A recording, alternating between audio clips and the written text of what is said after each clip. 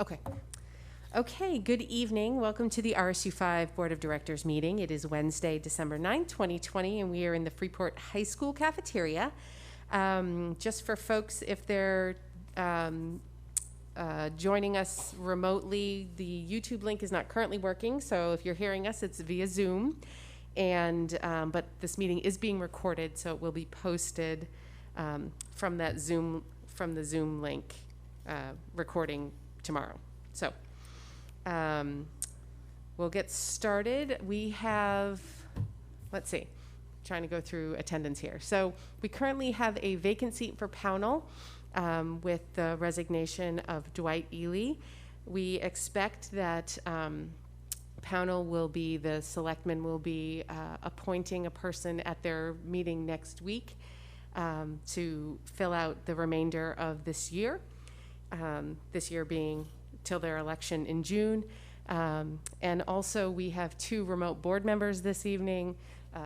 Maura Pillsbury and Susanna Hancock are both joining us remotely.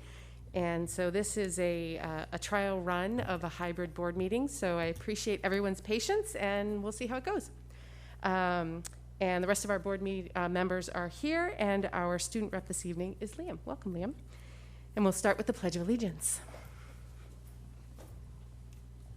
I pledge allegiance to the flag of the United States of America and to the republic for which it stands, one nation, under God, indivisible, with liberty and justice for all.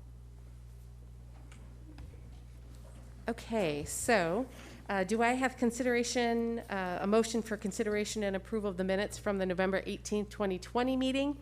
As presented and revised in your packets, there is a revised set of minutes with a couple of adjustments. Thank you, Maddie, for those. Thank you, Valley, and a second from Maddie. All those in favor? So do we have to do a verbal vote for everybody or just the remote? Did the attorney say? My understanding is it has to be a roll call for everything so that the board members at home have to be able to hear us. Okay, right, and because there's no video, they need a roll call vote. So, okay, Correct. so we are going to go through a roll call vote for the minutes. Jeremy? Yes. Candy? Yeah. Yes. Lindsay? Yes. Jen? Yes. Susanna? Yes. Beth? Yes. Maura? Yes. I vote yes. Vali? Yes. Maddie? Yes. And Liam? Yes. Great, thank you. Well, that one went well. Okay, so adjustments to the agenda. Yes, we have two adjustments that I'd like to put under unfinished business. 12A is consideration of a revision to the solar power agreement, and 12B, a discussion of the hybrid board meeting model. Okay, thank you. I have to write them on my agenda or I'll forget to add them in later. All right, so we are going to move on to good news and recognition. So who's going to be, are you going to be speaking for the mock trial group? No, I think the group's going to be speaking for the group, but I am very excited to present to you Coach Dierberg of the mock trial team that has just recently won states and will be going on to nationals, and they're going to present to us some information tonight before we recognize them for their great accomplishment about what does a mock trial team actually do. Great, welcome. Good evening, everyone. My name is Zaina Mace, and I'm going to ask you just to get a little bit closer to the mic. It seems like you're way too close, but you have to be for it to pick you up. Sorry. absolutely. My name is Zaina Mace, and this is my third year on the mock trial team. This year, I conducted the cross-examination of Terry Jackson, the defendant, as well as conducted the closing argument for the prosecution. On the other side that we did not perform in the semifinals and finals, I was also the cross-examiner of Pat Martin, the eyewitness. Hello, my name is Hallery Kivler. This is my first year doing mock trial. For the prosecution, I did the direct examination of Pat Martin, who was played by Paige Gelhar. And for the defense, which we did not try, I did the opening for the defense, and I did the cross-examination of Chris Jones. My name is Daniella Holtrop, and I was the opener of the prosecution. And for the defense, which we unfortunately didn't do as much, I was the direct of Sam Anderson and the closing statement. This is my first year doing mock trial. Hi, I'm Tyler Harris, and this was also my first year doing mock trial. I was the direct examiner of Chris Jones, who was played by Adam. And on the defense side of things, which we did significantly less, I was Tracy Roller, an expert witness. Hi, my name is Adam Clough. I was Chris Jones on the prosecution, and on the defense, I was Tracy Roller. This was also my first year mock trial.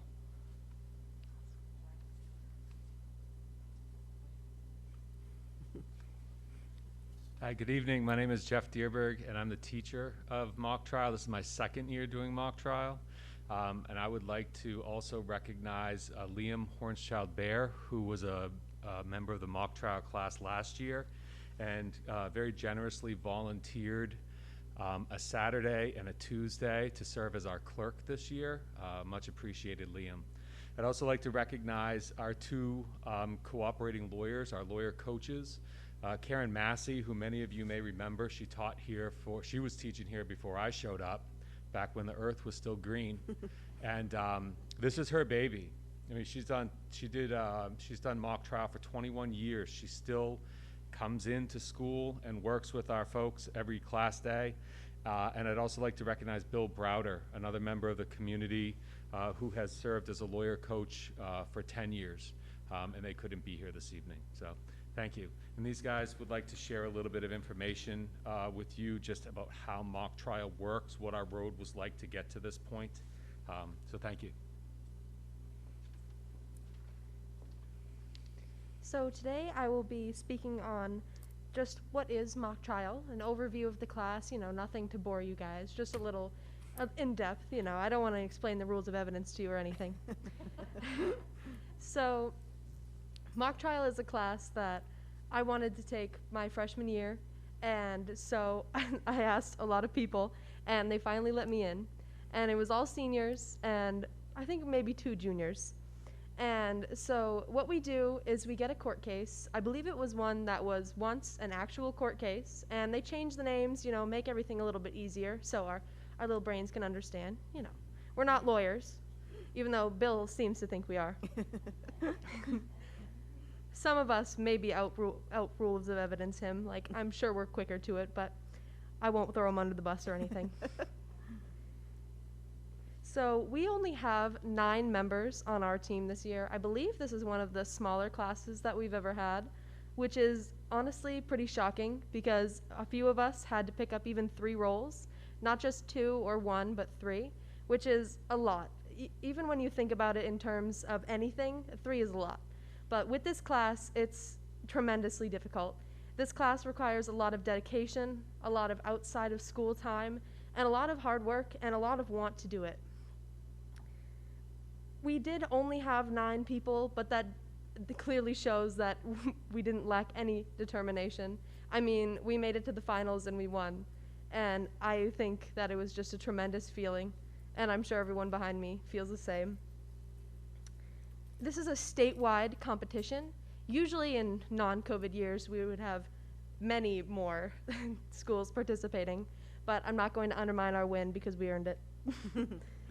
There were 9 to 10 other schools that we competed, or that were competing as well, and we competed against 4 of them, 2 in our prelims, 1 in our finals, and 1 in our semifinals. The one in our finals being one of the winners for a very long time.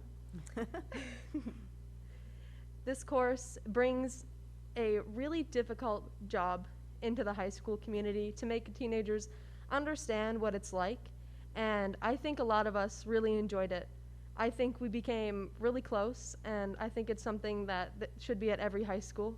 I think it's a great thing to do, and I think that it makes us so much more ourselves and so much more comfortable with who we are. And I think it's a great opportunity that I think everyone should be able to enjoy. And I'm glad that I've been able to do this for 3 years, and I hope to do it again next year, and I hope to continue it this next semester. Thank you.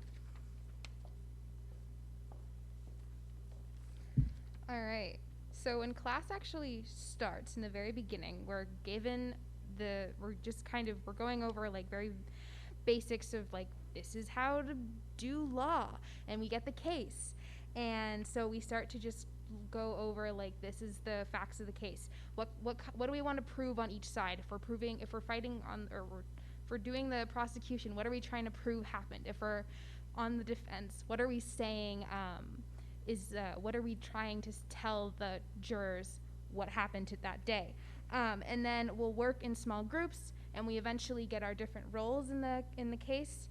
And then we just work and finalize presentations, and we meet up on Saturdays to just have like several hour rehearsals. And now that we're done, we will be reading a book about basic trial advocacy by Peter Murray, who is a trial lawyer and a Harvard law professor, which is very exciting. So that's what we're going to be doing from now on.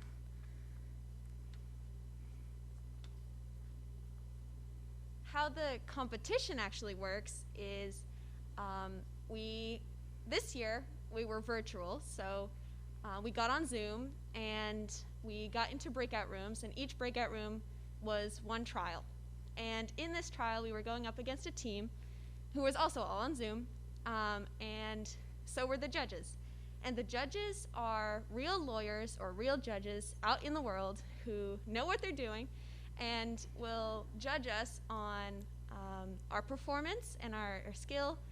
And and so at the end we get a score, and the score tells us not that we won the case, but how we performed.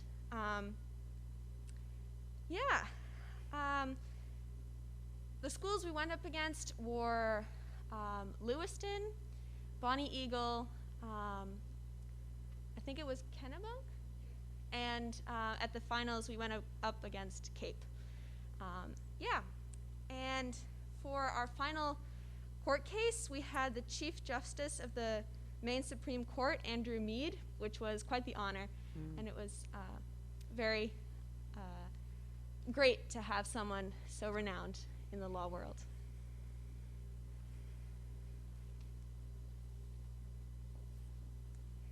All right, so I'm going to elaborate a little bit more on our road that we took to the state championship, which we won, luckily and gladly. So on Saturday, November 14th, that was our first, we had 2 trials on that day, one at 8:30 and one at 12:30. And then the next week on Saturday, November 21st, we had one at 8:30 again. I just want to, we can repeat.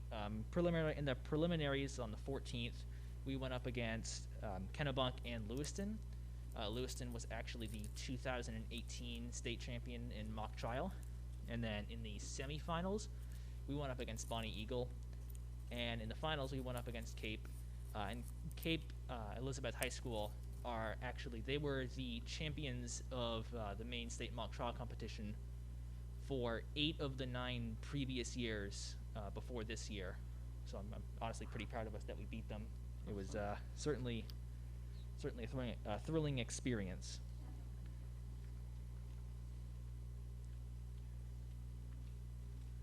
So now, all the way in May, we have nationals, and we're all really excited for that. We go up against the 49 other states and their best teams from them. We get a whole different case. We're really excited for the challenge, and we hope to do really well. So thank you all.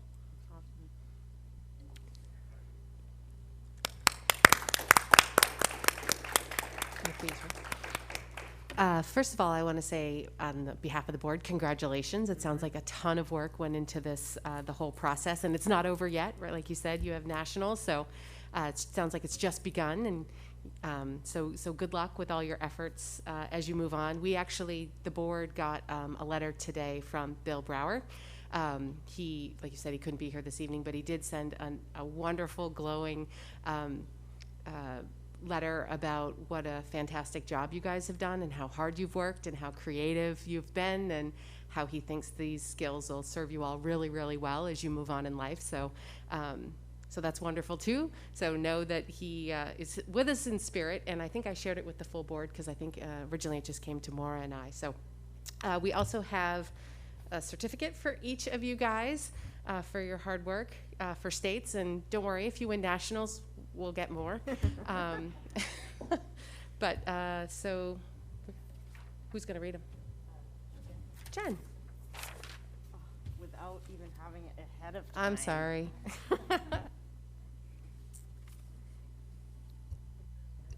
If I butcher your name, I apologize in advance. Dina Arison, not here. Carly Ponto, oh, sorry. Clap for Dina Arison, do that. Carly Ponto, is not here. Ian Williamson. Tyler Harris, I know he's here because he spoke.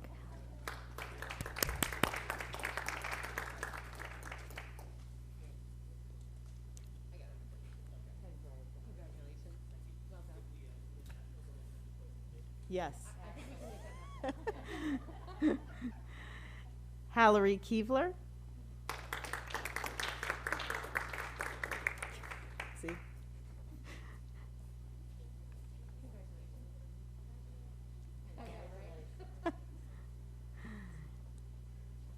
Adam Clough.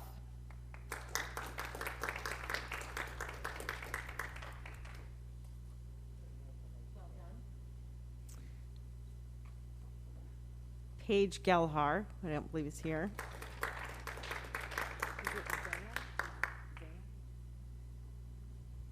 Is it Zaina? Zaina, I'm sorry, Zaina Maist.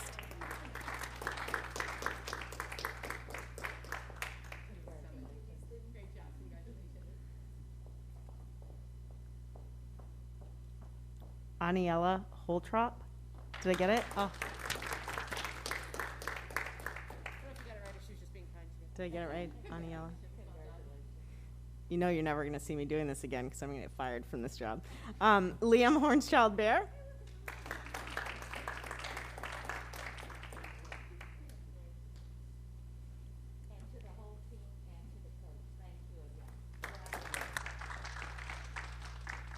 And where are the nationals?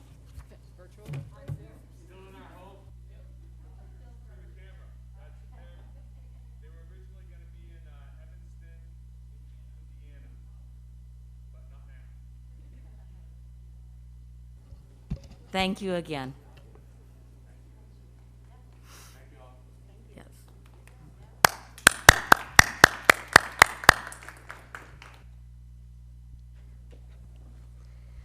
All right, that's a tough act to follow, but we have the report from the student rep now.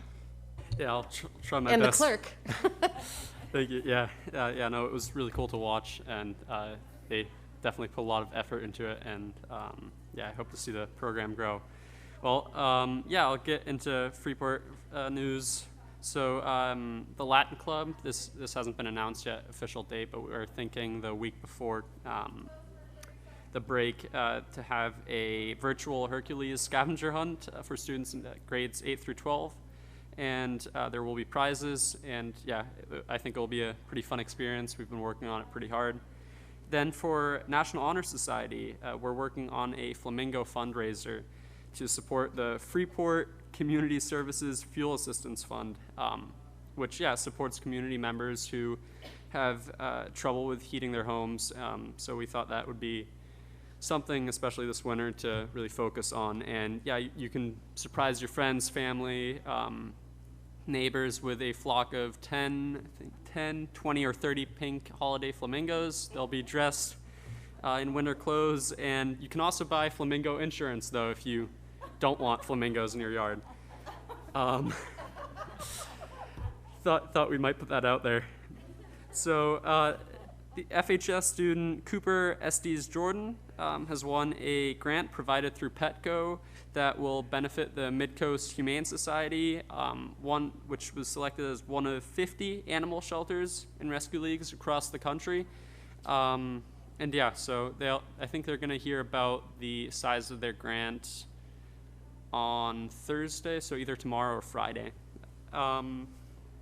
And then Freeport High School is also preparing for their 1-acts, and they're going to have a meeting tomorrow to kind of get an idea of the size, the ability, what they can do this year, because I believe it's going to be indoors this winter. So, and then Freeport High School is also, I think it's already published, but they've got their annual Makers Fair going on right now, and this year will be on Google Slides, so you can go through. You've got your contact information, a few pictures, any links, any numbers that you can call if you want to purchase, and all the money goes directly to them. And then I had one last thing, and I'm not going to announce all the names. I think that would take too long, but this past Monday, 20 Freeport High School students were inducted to the brand new chapter of the Honors Music Society, and it's an organization that recognizes outstanding high school musicians who excel in the 5 tenets of academic scholarship, leadership, service, character, and musicianship. And it's a heavily student-led organization, so it'll provide students the opportunity to perform, to lead within the community, and yeah, work on their music skills as well. So I think that's all I have. Thank you. Great update. Okay, so we will move on to the first public comment period of the agenda, and that will be done. It doesn't look like we have any folks still here in person to speak, but if we have anyone on Zoom.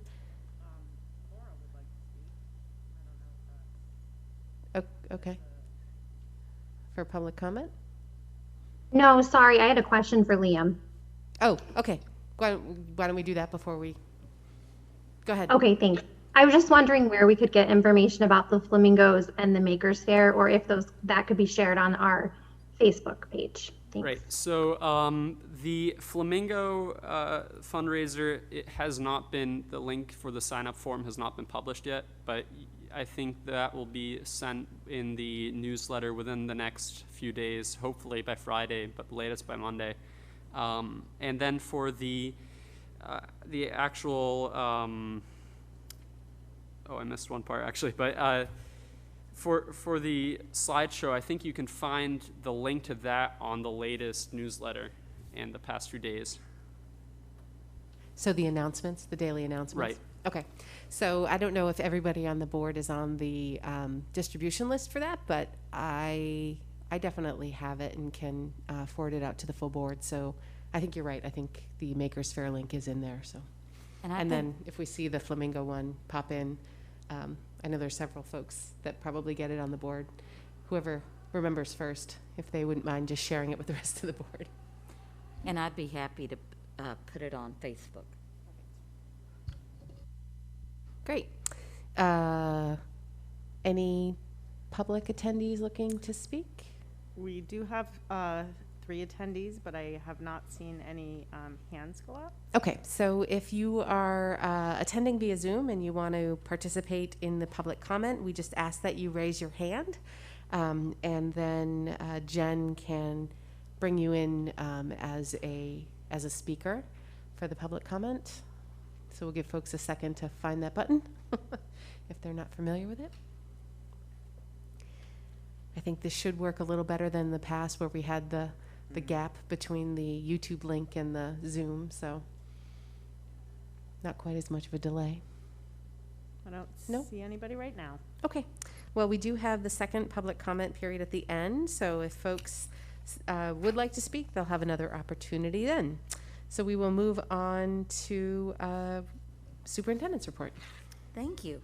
I'm happy to report that we have had no more recent COVID cases, so we remain at 5 confirmed and 3 probable, for a total of 8 of our students having been diagnosed with COVID since the return to school in September. We are extremely fortunate that we still have had no staff members test positive for COVID. As you know, the data in the state continues to trend upwards, and including in our own communities. As of this morning, Freeport is now up to 53 cases. Durham is at 24.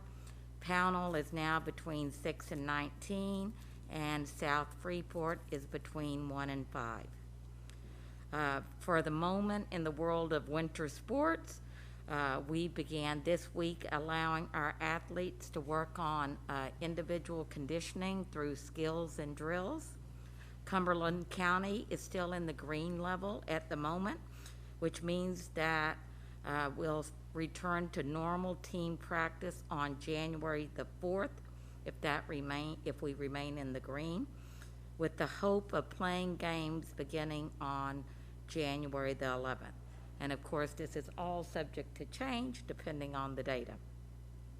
Our budget process continues. We've begun to meet this week with individual administrators to review their budgets, and the administrative team will be meeting next week to prioritize requests and for us to kind of figure that out for like new positions and new requests. Update on our equity audit. The administrative team continues to discuss the book on how to be an anti-racist. Building principals are continuing to work on their goals at the school level. All of our elementary schools are looking at creating civil rights teams, and we're hoping to provide stipends for those clubs, and that will be going to the stipend committee at their next meeting. We also have received the initial findings from the focus groups that our consultant has completed over the past month. The themes identified thus far are that most of our students have not reported knowing or witnessing equity issues by race and ethnicity, but our parents and caregivers did report that they have. We also have had a request from staff for training, professional development on how to have more intentional and thoughtful conversations with students about these sensitive type of discussions around equity that would include race, gender, or other similar kind of sensitive topics. Equity issues have been mentioned in regard to special ed, the district's response to COVID, family engagement efforts, LGBTQ, and our English learners. They did report that through the focus groups, they heard that we have done a good job in providing community resources to support our students from our low-income households. So we expect to get that full report within the next couple of weeks, and we look forward to reviewing that. Also, we'll be asking the consultant to come to our next DEI meeting to kind of review the audit with the committee and answer questions. And our newly formed committee did meet for the first time this week on Tuesday morning. I feel like it went well. Our next meeting is January the 12th, where we will be reviewing that audit. We are also beginning to send the consultant data to review in the area of discipline, survey data, attendance data, achievement data, climate. They'll be looking at how that's all disaggregated and looking for kind of anomalies in that data. And so that's my update on equity at the moment. I'd like to report the resignation of the following staff members: Danielle Peterson, Freeport High School Office Secretary; Tracy Soloway, Moore Street Ed Tech; Derek Serjanic, van driver; and lastly, I'd like to report that Jim Grant, our technology director, has resigned, and that will be effective December the 18th. He's been with the district for several years, and I just want to really thank him for his service to RSU5. Our CARES Act funding will be running out at the end of December, which means that we will lose some of our staff support in different buildings. We are looking at ways that we can reallocate some resources, but we will not be able to fund all of those positions. On a positive side, we now have all of our computers and technology in, so that if we need to switch to remote learning, which we're hoping we never have to use that, we are ready to go with that. And I will say, the highlight of my week is something that Liam mentioned in his report, was being able to attend the induction via Zoom of the 20 students that Liam mentioned into the Triumph Music Honor Society. And Liam mentioned all the qualities that students need to be inducted into that society. And I'm just really excited that Nate Menefield and Sean McKeown, two of our music teachers, for bringing this to RSU5. We also had 2 honorary members inducted in. Lisa Dunn, who is a longtime music teacher here in RSU5, who's now retired, and then Aaron York, our current music teacher at Freeport Middle School, were also inducted into the society.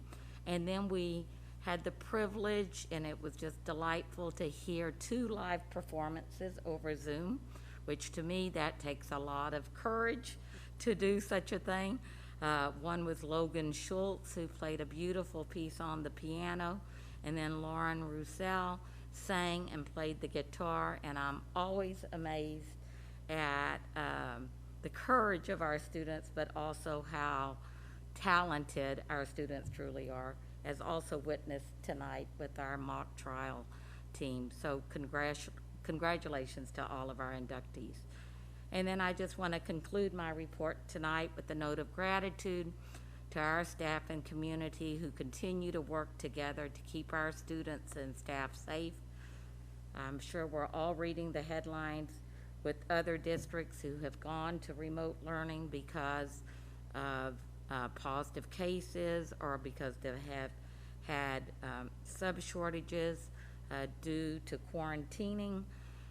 We have had a lot of our parents step up to say, yes, I'll substitute teach so that we can keep our kids in school and our staff there. So I want to thank them for that, and for the families who continue to keep their children home at the first sign of sickness. And this is what is helping us to be successful in RSU5. So I really hope everyone enjoys the break. I'm hoping we can make it to that date because everyone has really worked hard to help us to be successful here in RSU5. And that concludes my report. Any questions for Lindsay? Thank you, Becky. I just have a quick question because it's been a while since we've talked about it. Can you remind me how the colors go? So Cumberland, we're still in green? For the sports, yes. For just what our status is, like I don't want to wish anything upon us. I just want to understand. Well, when they say that, like, we can still do sports, those are the levels that come out from the DOE.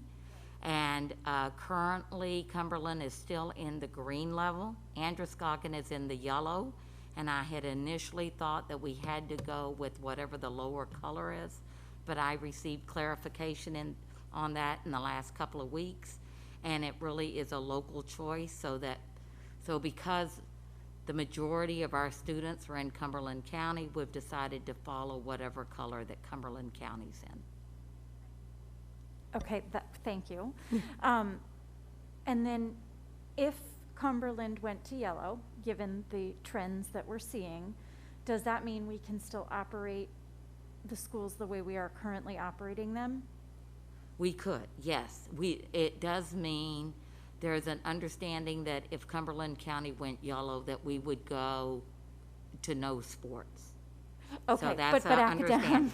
academics. But as far as the academic learning, that is still a local decision, and one that I've said that I would look at all of our data, like if all of a sudden our data in our community is getting really bad, or we're getting a lot of cases within the school or within the staff.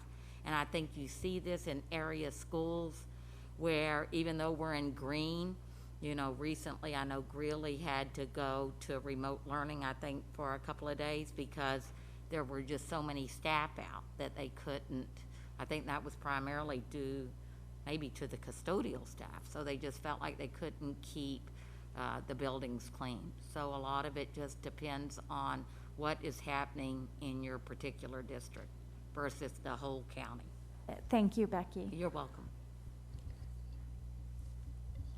Any other questions? Okay. Nothing from, okay. Got to remember to check our virtual friends, make sure they're set. Okay, so we will move on to administrator reports. We have the instructional support report and goal review from Bonnie Violet. Hi, can you hear me? Okay, great. It's a pleasure to be here tonight. I'm Bonnie Violet, the Director of Instructional Support. Just like such a really different venue, and it's nice that, you know, I'm actually here in person. Seems like we're doing a lot of Zoom meetings all day long. So this is nice to get out and see faces, real faces in person. Okay, so my instructional support, you should have received a copy as part of the agenda for the meeting. And so, you know, the first goal that we looked at, this was like a year ago, was really taking a look at how we can provide our students with a more joyful learning experience in a safe and nurturing climate.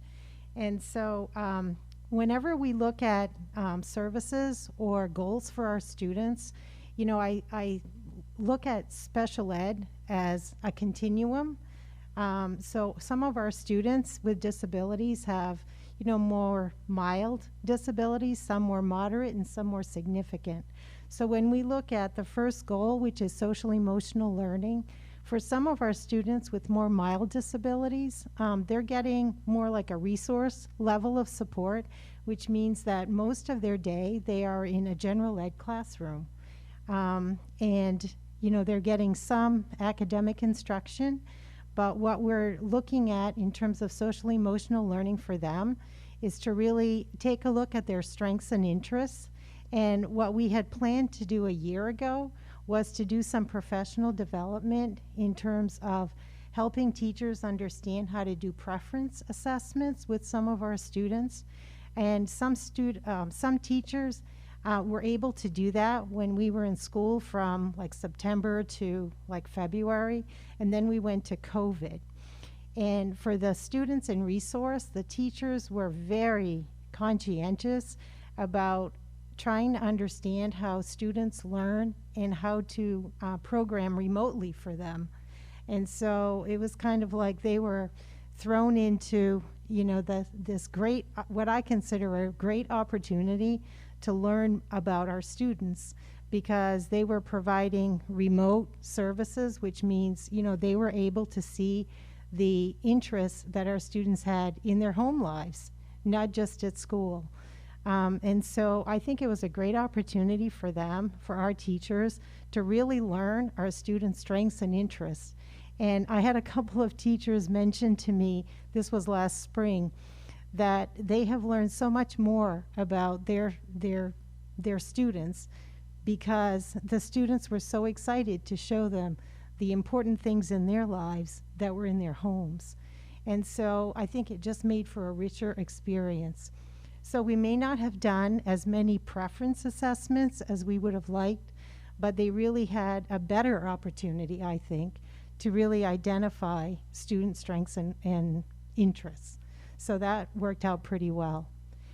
And then we have students that have more moderate disabilities, which means they get more, well, not intensive instruction, but more instruction in social emotional learning. And what we did last year, well, actually in 2 of our schools, we purchased a curriculum called the Paths curriculum, which is, a curriculum that really teaches social, emotional development as well as emotional regulation skills. And what we were trying to do is, before we decided on the Paths curriculum, we had staff using a variety of programs. Some were using zones of regulation, and I don't know if you're familiar with all these programs. They're essentially the same, but the language you use with students is somewhat different. And so we wanted to use one program so that all of the staff would use the same language with our students. And so we decided on the curriculum. And at the same, not at the same time, I think it's because when we went to remote, the DOE also did some research on SEL curriculums and decided to purchase one for schools. And so now, we have some of our staff using the Paths curriculum, but we're also investigating whether the Suite 360 is what they purchased, whether that might be a beneficial one as well. But again, our plan here is to be consistent with using one program rather than multiple programs. So we're going to take a look at the one from the DOE to see, would it provide greater benefit to our students? We're not really sure yet. It just came out like in, I don't know, probably a month ago. They released it. So one of the indicators was to use a program. And then for students that have more intensive needs, they're in our specialized programs like the Choices Classroom. And again, last spring when we were doing remote, I had our BCBA who's contracted to provide consults for our students as well as to consult with our staff. She did some professional development with our ed techs and with our teachers. And it was actually a great opportunity for her to cover how to do positive support plans and, how to collect data, how to come up with reinforcements that are based on student strengths and interests. So I feel like it was a great opportunity for our staff to get some pretty meaningful PD from her. And so what we did last spring, and we're sort of focusing on that now, is the students that need positive support plans, we're trying to do this in a more consistent way so that, students have, like we gave a template to the staff, and, there's, basically a format that the staff follow to create positive support plans. And so that has been helpful because the training that we provided last spring has really helped our staff take a look at how student positive support plans should look. And, they're really consistent in how they're implementing these plans. So I just want to give an example of, we have a couple of teachers at Moore Street who this year I kind of visited their classroom. And they have put together some pretty prescriptive activities and support plans in 3-ring binders for each student in their program. And, they have some ed techs who support the students, as well as, of course, the teachers who teach the students. But at any given moment, a staff person, whether it's an ed tech or a teacher, can, provide the instruction a student needs by just following the plan that's in, one of these binders. And I thought, wow, that's a really structured way to do it. I mean, that was our goal, and we're seeing that it's happening in some of our classrooms, which makes the learning and the teaching more consistent for our students. So that was kind of an interesting way to pull all of the training that they got last year together to make it a structured program this year. So that was good. And then I flipped the page here. And then there's been, well, probably, I would say last spring, because we were doing remote instruction to all of our students, there was a lot more collaboration, I think, between special ed and regular ed in terms of who would be doing what. You know, we wanted all of our students to access the general ed remote classes. And it was kind of interesting at the very beginning when we started this, like in March, April. You know, it was interesting to kind of collaborate, but also think clearly or think through, how do you provide special ed when a student's in a virtual classroom?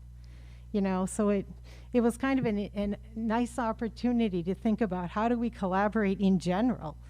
And so it really fostered a lot of conversation about how our teachers, you know, work together and how do they accommodate in a virtual environment. So there was a lot of learning that happened last spring that carried over to this year, actually.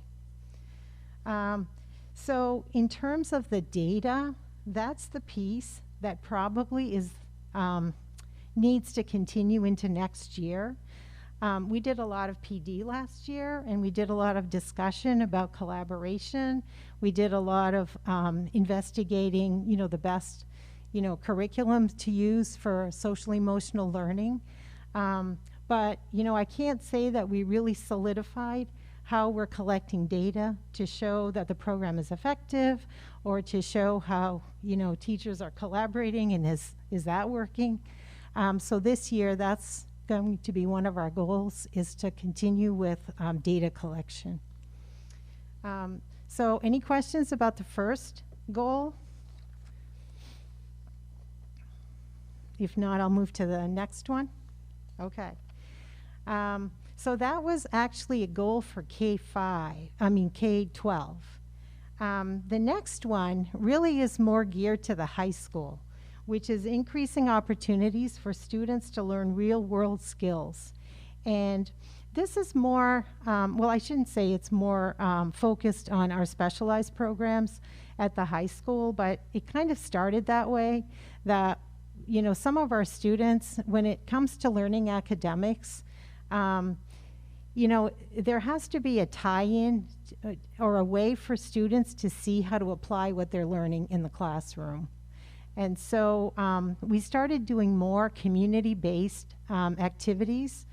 And so last year, you know, there were some partnerships with some of our local businesses, like one being the Lobster Cooker, where students would go and really experience what it was like to be in a business like that. And then there was also a few experiences with the animal shelter, where students learned about, you know, caring for animals. And they were also involved in some activities with LL Bean, and more like community activities, which I think was helpful to them. But we really didn't get as far along in terms of providing community experiences because we went to remote, and then that was kind of the end of our real-world experiences, you know, in terms of community. And then we kind of jumped into a different real-world experience. But the other thing that we did for all of our students with disabilities at the high school is we have a pretty strong partnership now with the Division of Voc Rehab. And I don't know if you're familiar with them, but they're the state agency in Maine that does employment assessments with our students with disabilities when students get to be 11th and 12th graders. And if they need, you know, specific job skills, you know, the representative from DVR, Division of Voc Rehab, will teach them skills. Sometimes our students might be in a setting, like an employment setting, where they need a job coach, and they can provide a job coach. So last year they started a job club, which I thought was really interesting. And they did some of it virtually because, you know, we weren't in school. And basically the person from Voc Rehab taught them, you know, how to look for jobs, how to be prepared for jobs. They went through like mock interviews, you know, writing resumes, filling out applications. And that has continued into this year, even more so because this year she's scheduling individual appointments with our students to really do more employment skill assessment and to help individual students access what they would like to do after high school, which for some students might be going to college, it might be going to a training program, and it might just be teaching on-the-job skills. So that's what we did at the high school. And again, that is continuing into this year. We're just going to solidify more of that this year.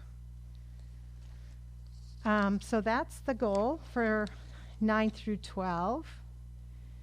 And then the last goal or objective under that goal was really to look at student growth and ways to measure and communicate student growth. And so last year, you know, we had put together a data, you know, a process and a procedure for collecting data for students who are getting services under special ed.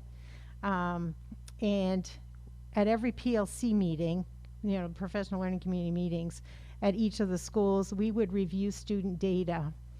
And the goal was that we would look at student evaluations, which are conducted or administered through special ed, and take a look at the programming that we're providing in reading, writing, and math. And in order to make sure that, you know, the programs we're offering kids are effective, we were going to look at the data periodically during the school year to see the pace or the rate at which students are progressing. So we developed a process for that, and we developed sort of some procedures for how we were going to do it. And then when we went to remote, it kind of like got dropped completely. And so this year we started looking at it again, and that is going to be probably at this point, you know, the goal for this year is really to take a look at the data more consistently, and to make some decisions. If our students aren't making the progress we want to see, then either the programming we're offering is not as effective as it could be, or and then we have to change it up a bit, change the program. And for some students who are making great progress, then we need to teach them to be more independent in their learning and have them be, you know, part of their general ed classroom rather than being part of, you know, a resource small group setting. So we're going to really look at that more closely this year. The other thing we're doing this year is at the beginning of the year, I asked the staff to take a look at, you know, if we were to go red, you know, what online programs are effective for teaching, you know, reading instruction, including phonics and comprehension and vocabulary, as well as math.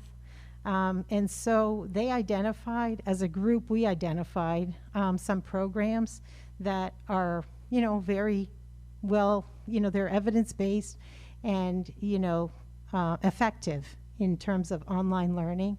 And so they're teaching students, and we just had a PLC meeting at one of our schools today, and I said, you know, we need to just make sure that our students know how to use the iPads, the apps on the iPads, and the programs that we've learned, in case at any given time, you know, parents might decide their child will go remote, or maybe the district will go remote. And, you know, we just want to be prepared so that we can do a good job continuing the instruction while students are home. And so we're doing a lot more with technology, which has been actually a great opportunity for not only special ed staff to use technology with our students, but it's a real nice way to provide accommodations, not just for students with disabilities, but for any student who needs an accommodation in classrooms. So it really has been, it kind of has spearheaded a different way of looking at how to provide accommodations. So we're doing more with technology as well. So that's our goal for this year. Any questions? Questions for Bonnie? Vali? Bonnie, are all the students who receive instructional support attending schools 5 days a week? No. So there's some doing the hybrid system? Yeah. And it's I would have to say I don't know if it's the majority. We invited most students with disabilities to come to attend 5 days a week. The only students that we didn't invite 5 days is because some students did really well with remote learning. And we thought, if they're, progressing and this remote is working for them, we'll have them continue in hybrid. But I have to say that quite a few of our students, by parent choice, are doing remote learning. And it's been difficult because... You mean 100% remote? A lot, some of them, yeah. I mean, I don't want to say a lot, but there are quite a few, and those are the ones we worry about because, there's a heavy reliance on parents being there to help support them. And, and some parents do that and do it very well. Some parents are juggling having a job, working at home, and having their children at home. That is a little more challenging. So we do have, students coming 5 days, and I think all the students that we invited pretty much all the students with disabilities, but they're not all coming 5 days. Some have continued coming like 2 days a week and every other day, one extra day every other week, and others are doing remote. And it's really based on, some families have, family members with medical issues, and, really some of our children have medical issues. And so parents are concerned about, sending them to school when maybe they'd be exposed to COVID or whatever. Yeah. And the reason I ask is because a lot of the teachers were saying that they were having, in the survey, for the staff, a lot of the special ed teachers were commenting that it was really difficult to schedule services for their students. Do you know exactly what was the difficulty in scheduling? Was it because the students were not in school? And if so, what is being done to address that and facilitate that scheduling?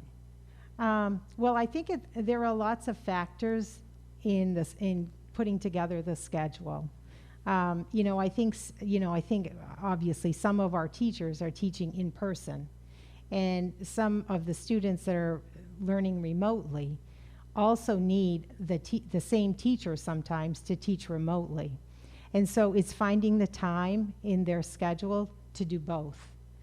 And then the other thing that complicates this a little bit are parent schedules, because they really have to, depend on parents oftentimes being there with their child. But I think with the support of the ed techs that we have, as well as, some of our teachers are really dedicated to, they want to teach the students remotely because they felt, especially at the beginning of this year, after they had done remote teaching all last year, that they knew the students really well, and that probably of all the staff, they're the ones who would be able to engage the students more meaningfully than having someone else do it.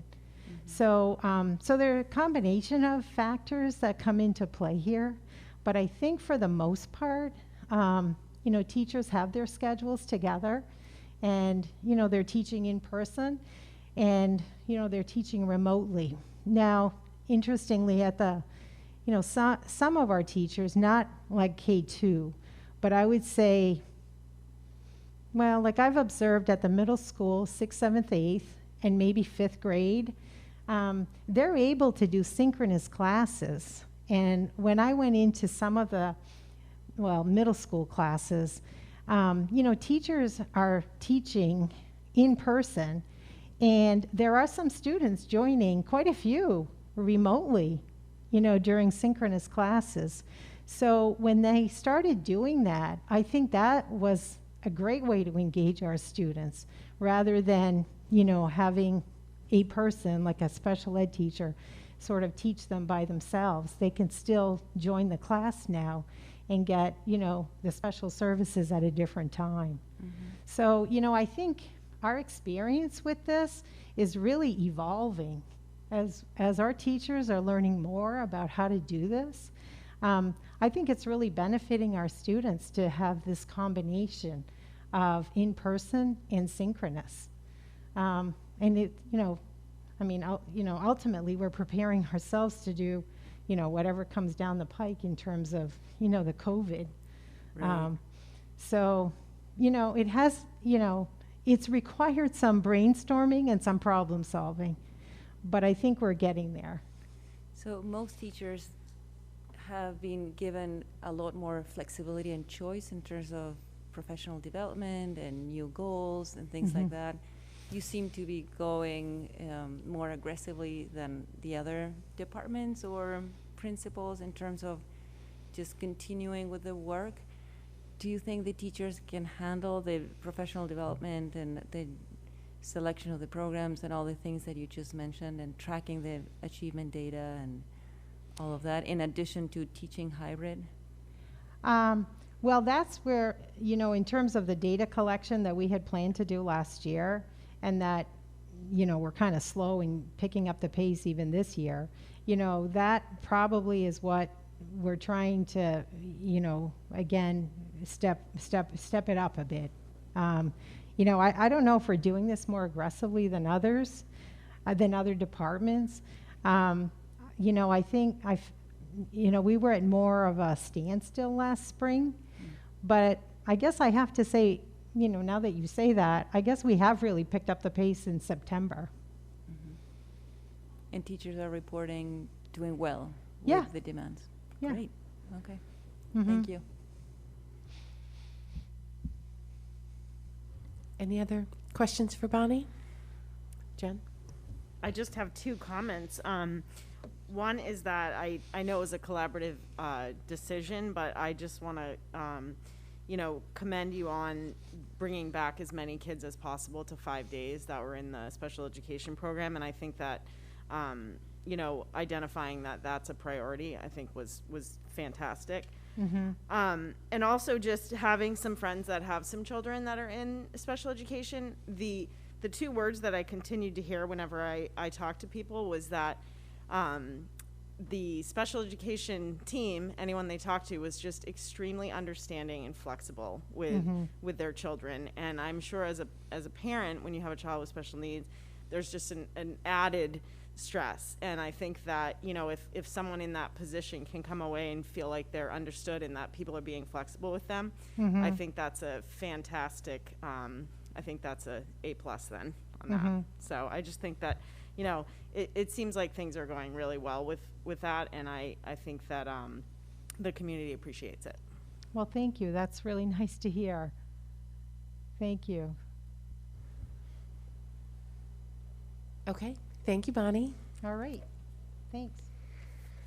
Okay, so 10 on our agenda, board comments and committee reports. The only one we have on here, we don't have any of the subcommittees specifically outlined tonight, but we do have the board information exchange and agenda requests. Any, Candy? Yes. I just need to let you know about the policy committee and looking at the Title IX policies, the harassment, sexual harassment, discrimination kind of thing.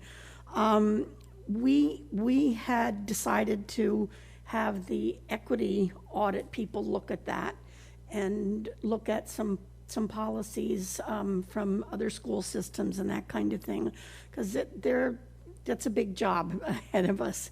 And we probably will add an extra meeting every month, starting with the new year, that will be, and the meetings about these policies will be open to anyone who wants to come and join in on those. And of course, we'll let everybody know what those dates are.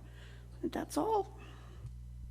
Those extra meetings around the equity policies, not just Title IX, but all of the policies that the equity audit is addressing?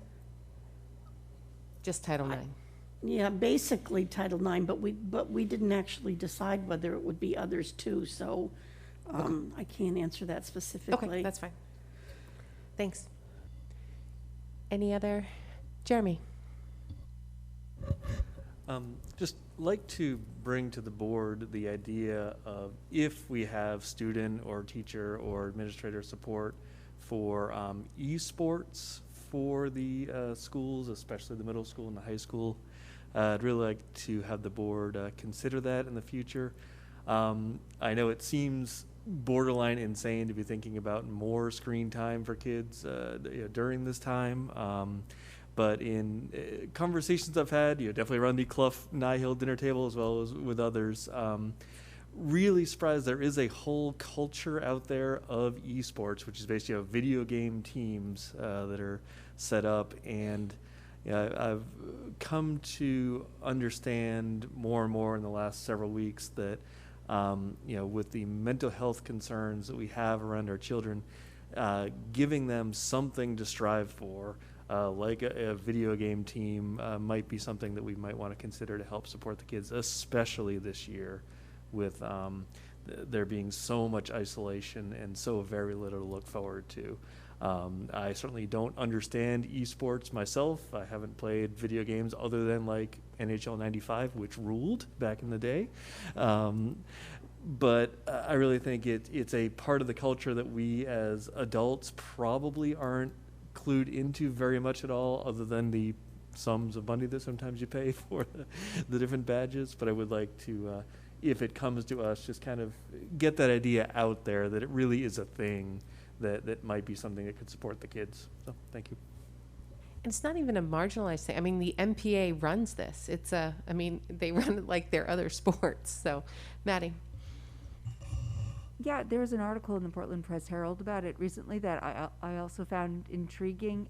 I thought that Craig had mentioned this to us at one point in the past year, that he was looking into it.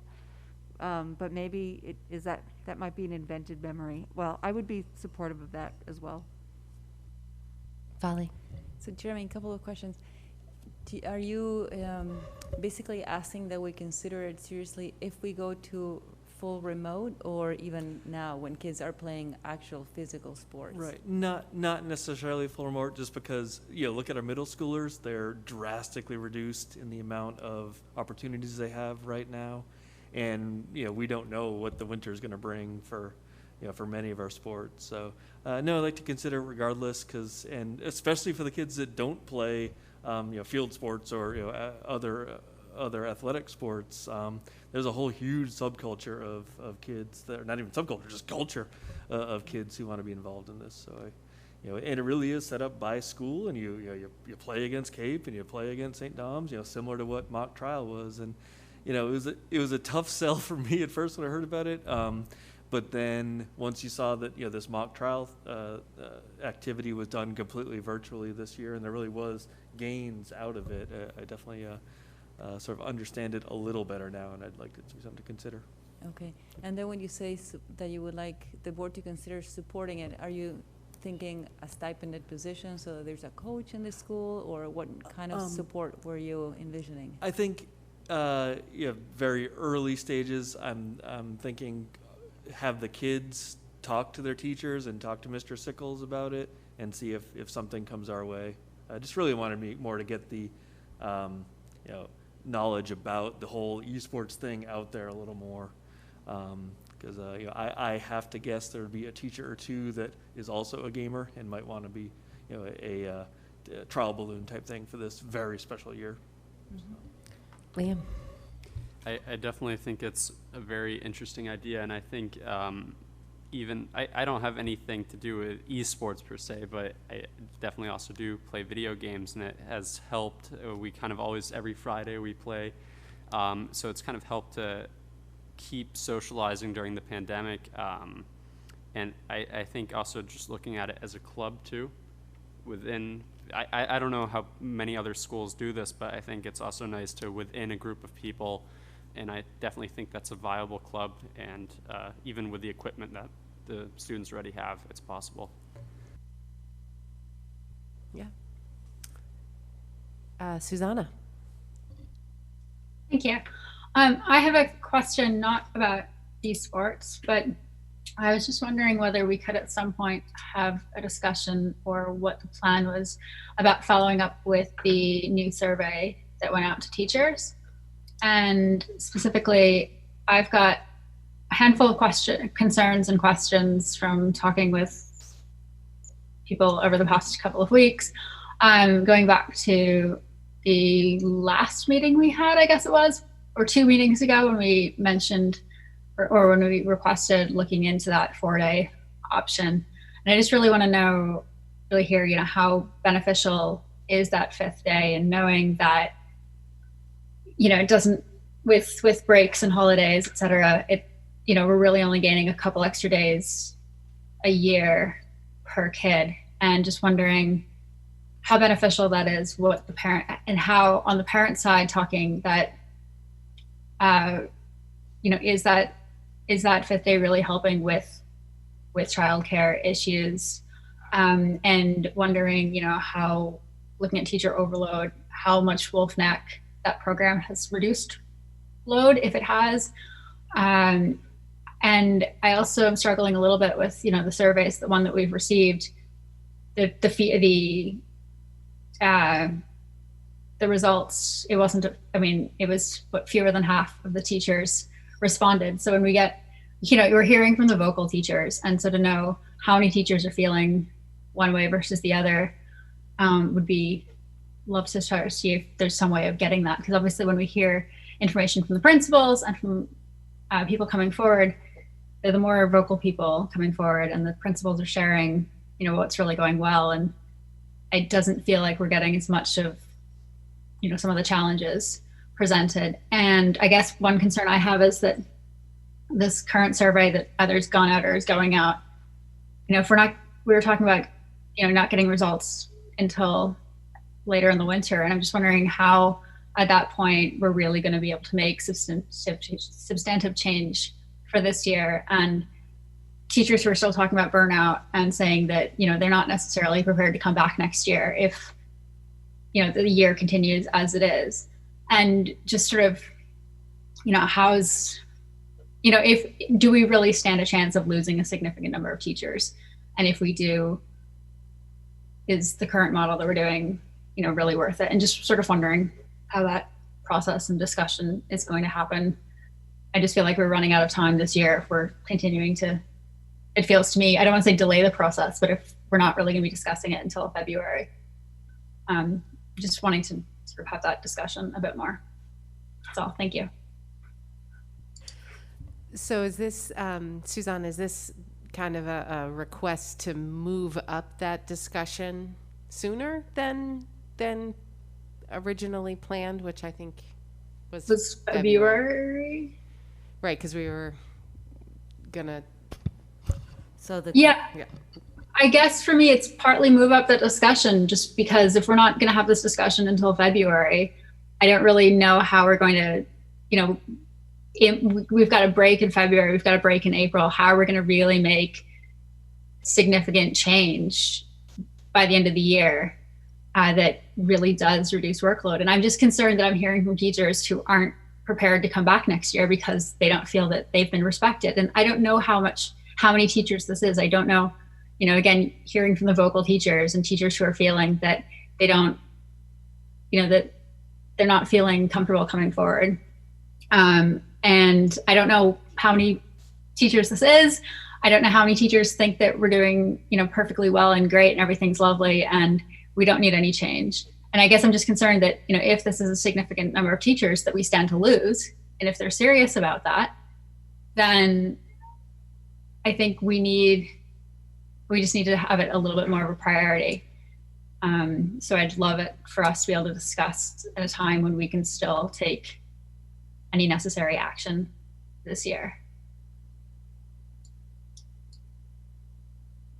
But I guess that might involve, talking, so that might be other things, and just, talking to parents, knowing, the value of that extra 5th day, knowing that if it's alternating, for the students who aren't there 5 days a week, they're getting it 1 or 2 days a month, and just, is that really making childcare work? Is that really, something that their kids are getting at. So I would kind of like to see that side too. So that's that. So I guess moving it up, but having some kind of discussion formally. Do you want to speak to that real quick, or do you want me to jump to Lindsay first? Lindsay. Hi, Susanna. I am feeling sort of like a desperate parent, and I am one of those parents. They are 50% of this equation. I mean, they're a huge piece of this equation. It's like our stakeholders are our families, our students, who our priority is first and foremost lies with our students, and our teachers. And while I feel deeply for our teachers, I've reflected a lot over the past couple of weeks, and I myself have hit a wall in the past couple of weeks of just fatigue and exhaustion. I have children who go to school on opposite days, which means I've had a child home every day for the past 9 months. Our families, I think, need that day.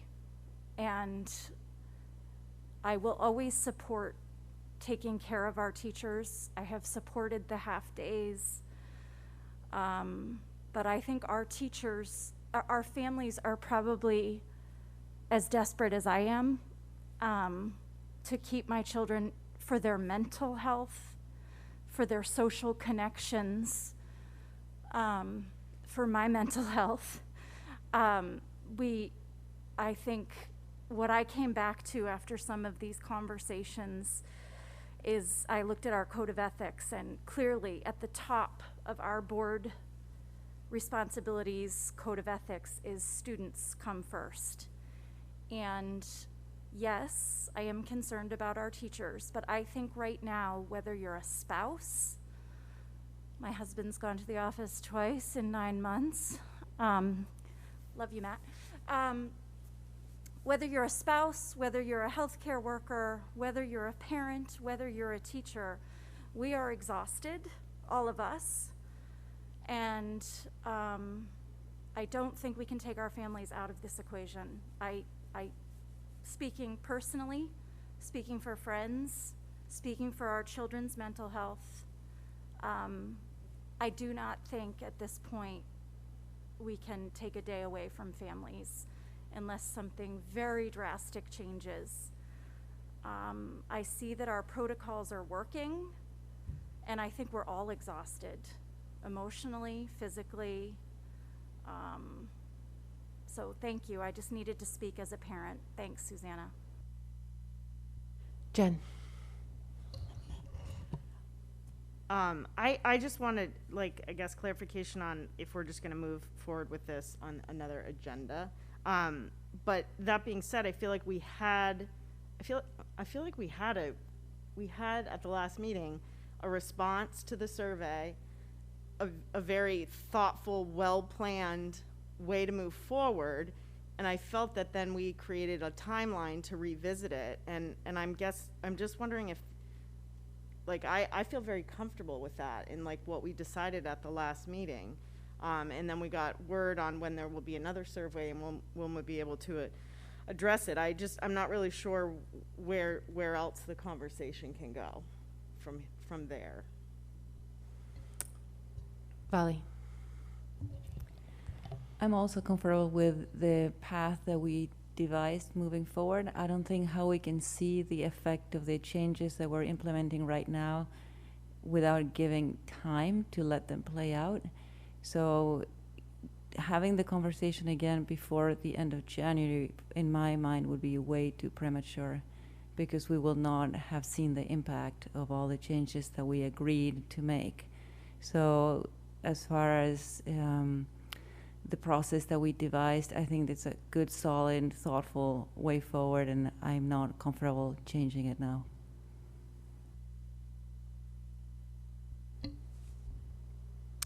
Okay. Any other comments or board? Maddie. Can you remind me what the timeline was that we did determine? I'm going to look to Becky because she's got her mic on. I did talk about the end of January because, as you remember, part of the plan was to give back more planning time, to do 2 additional early release days, and the second one isn't even until, I think, January the 15th. And so, and then we'd also talked about, getting training in the technology because staff had talked about feeling like they need more of that. That's happening. And then to provide some choice around wellness activities. So it was like at the end of January that we would do, the survey is 6 questions, kind of down and dirty, so it's easy to get the results quickly. So I would see, doing that sometime probably the week after that January 15th day, and then kind of revisiting it the end of January. I don't have all the board meeting dates in front of me, but it would be something that would come out of that. And I guess I would just echo what Jen said. I mean, we do want to support all of our teachers, obviously. I appreciate what Lindsay said, that, our first focus, or my first focus, is always on what is best for our kids. And during this time, I just feel like they're very, very at risk.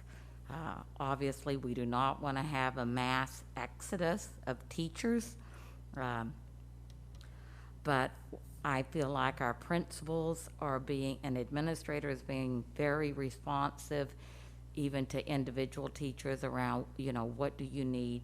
What more can we do to support you in this in ways other than giving the 5th day? Because I think that when we look at what's best for our kids, that's something that I'm going to struggle to recommend to the board. Obviously, if the board directs me to do that, I will happily do that and do it to the best of my ability. But we have to remember that we have a lot of kids who are currently back 5 days a week. And and then for our kids who aren't, it is taking away another day. But percentage-wise, it would be less. But for our kids who are back 5 days a week, and let's remember, that's all of Pownell. We have a portable that we have ordered for Durham, and we're going to have to get really creative, but it could mean that we're able to bring the rest of Durham back. We've got kids with disabilities that are back 5 days a week, and so that's going to be reducing their instruction if we go to 4 days a week by 20%. But I guess I do ask that the plan that was just presented at the last board meeting, that we give it an opportunity to work, to get more feedback, and to look at other solutions other than the 5th day a week, because we have districts all around us that are going to that model, and it's not perfect. So there are just other options, I think, that we can look at if we find that the things that we have recommended are not working for the majority of our teachers. Thank you. Thank you, Becky. I'm in support of sticking with that schedule. I think that the end of January is sooner than we think it is. That said, I share Susanna's concerns. And I left our last board meeting extremely frustrated. I wish that we had called for a vote. We were missing some members. We had some members who spoke passionately on either side. And the meeting prior to that, we had a straw vote that indicated a strong support. And I didn't, for this model, I'm not saying that model is necessarily what I'm still pushing for, but I left with concerns that we weren't doing enough for our teachers. So all that is to say that I felt that the conversation was incomplete, and I look forward to the opportunity to having a more complete conversation after some more time for reflection and to see if we're heading in the right direction and surveying our teachers and trying to hear from as many of them as possible. I am also trying to read the tea leaves and worried about teacher exodus, not just here, but in education across the country. And I think we need to think really big picture. I think we need to be as proactive as we possibly can. I think RSU5 is such an amazing district with such a strong sense of community. We've come such a long way. And our strategic objectives reflect how far we've come. And while I'm fine with waiting till the end of January, I will ask this board to think really strategically about how we can continue to support our teachers to stay on this path as much as we possibly can. Susanna. Thank you. I guess I just want to clarify that I'm not necessarily saying that the 4-day is the only option. I just think that, like Maddie left the last meeting feeling that what we're proposing isn't necessarily sufficient. And going back to what people are saying, which I agree, is that, you know, one of our, not just thinking of the stakeholders, but primary job is to provide quality education to the students and to the families. And the base of that is having teachers that are able to provide that quality education. And I just keep coming back to the idea that maybe, I guess, the quality versus quantity thing. And, you know, our people, when you say that, you know, going 4 days removes 20% of education from certain students, which it does mathematically, but is it, if the quality of education can be significantly stronger in that other 80%, are those, you know, are we actually removing significant education? And I don't want to just say that it needs to be that 4-day model. It doesn't, but there may be options. And I guess what I want, where I'm nervous, is that I know January is coming up. I realize it's not that far away, but if we're not getting these data until the end of January, I guess I'm just worried that we haven't done enough and that it's going to be the spring. And I guess I'm just nervous that I feel like the previous conversation we had was a little bit incomplete and we're delaying some things. And I'm nervous about pushing things back more. So I guess it's just that I'm okay with having that conversation in January. I just want to make sure that sort of we keep focusing on the quality of education, not just simply the quantity. So thank you. Thanks, Susanna. I will just weigh in on my thoughts on the timeline. I'm comfortable with the timeline we set out. I agree with both Maddie and Susanna that the last conversation felt incomplete. My perspective might be a little bit different on what was missing, but you know, what I'm hoping that we can bring back to the table when we revisit this next is, you know, that more full picture from all the stakeholders, right? And we've heard it tonight. You know, there's a lot of people that this impacts, and, you know, pulling one lever for one might disproportionately impact another. So we want to make sure that we are meeting the needs, but also balancing those, what could be different needs for the different stakeholders. So I'm hopeful that we can get some feedback from all the stakeholders so that we can have as complete a picture as possible when we make decisions on changes. So that's just my take on it. Completely unrelated, but Becky and I did have our leadership meeting just for an update with the select board chairs and the town council chair. and the town manager, right? That was who was on the call via Zoom last week. And I think that went really well.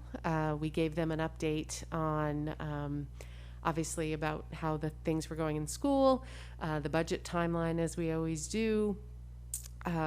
We let them know about the solar project that looks like we'll be voting on to finalize this evening, which was well received. Of course, the Freeport chair was like, when are we getting electric buses? We told them one step at a time. I think that was really interesting. We did share the update on the cost sharing, given the other items on the agenda and on the plate for this year, and everyone agreed that that made good sense, given everything else going on.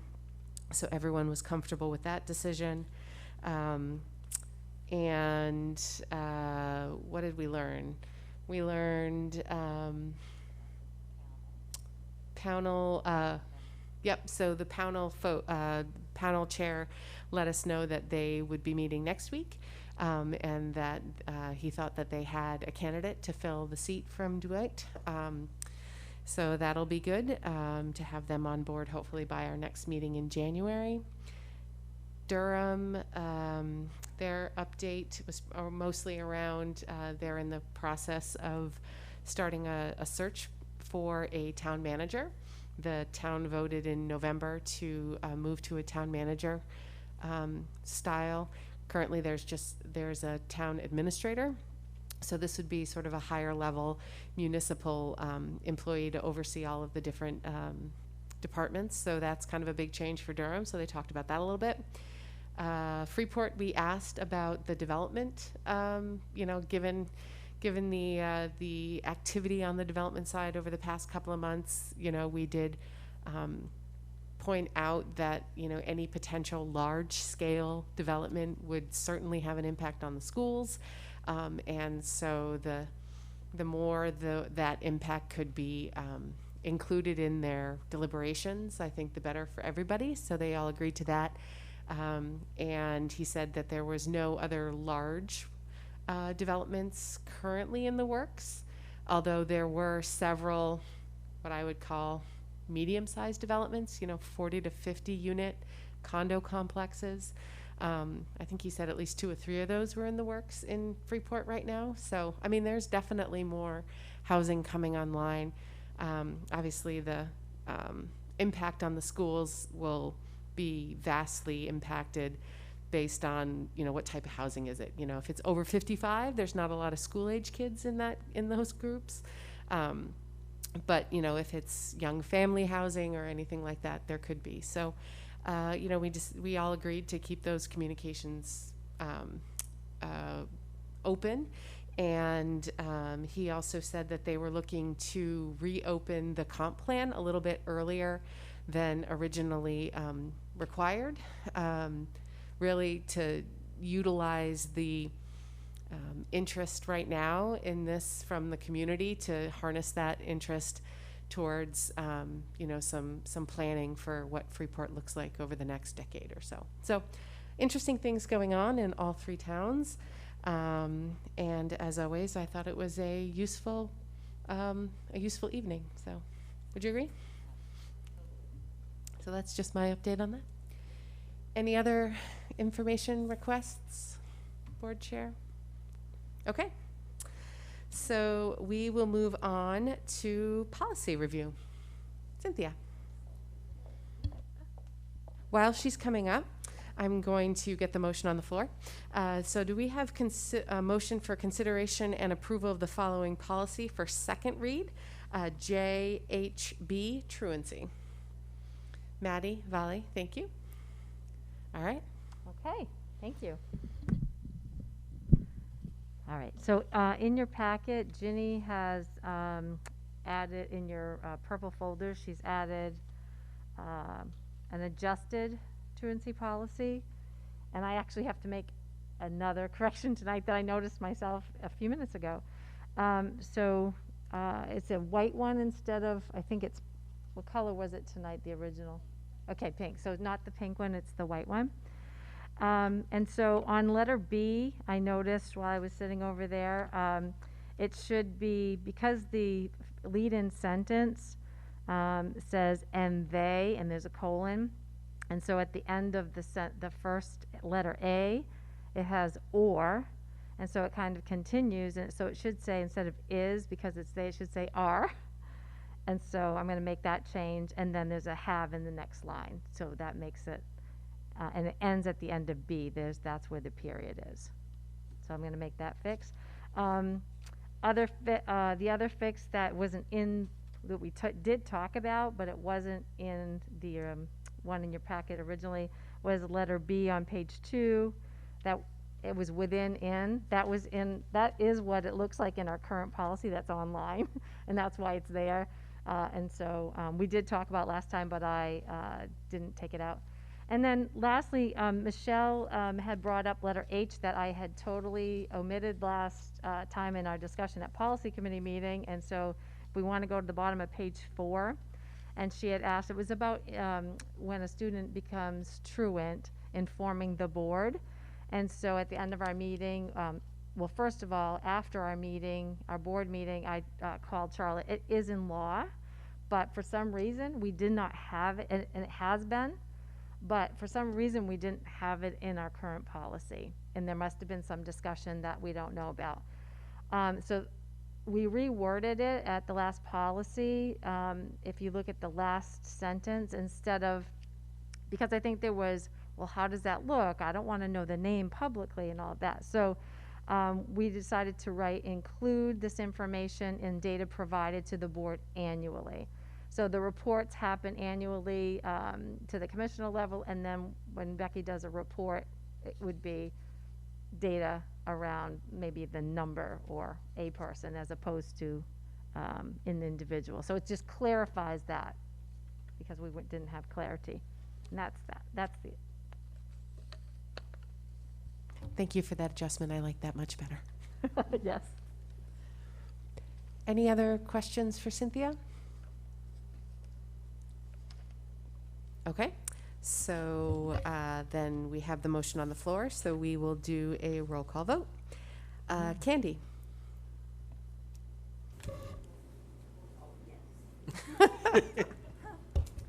Didn't mean to spring it on you.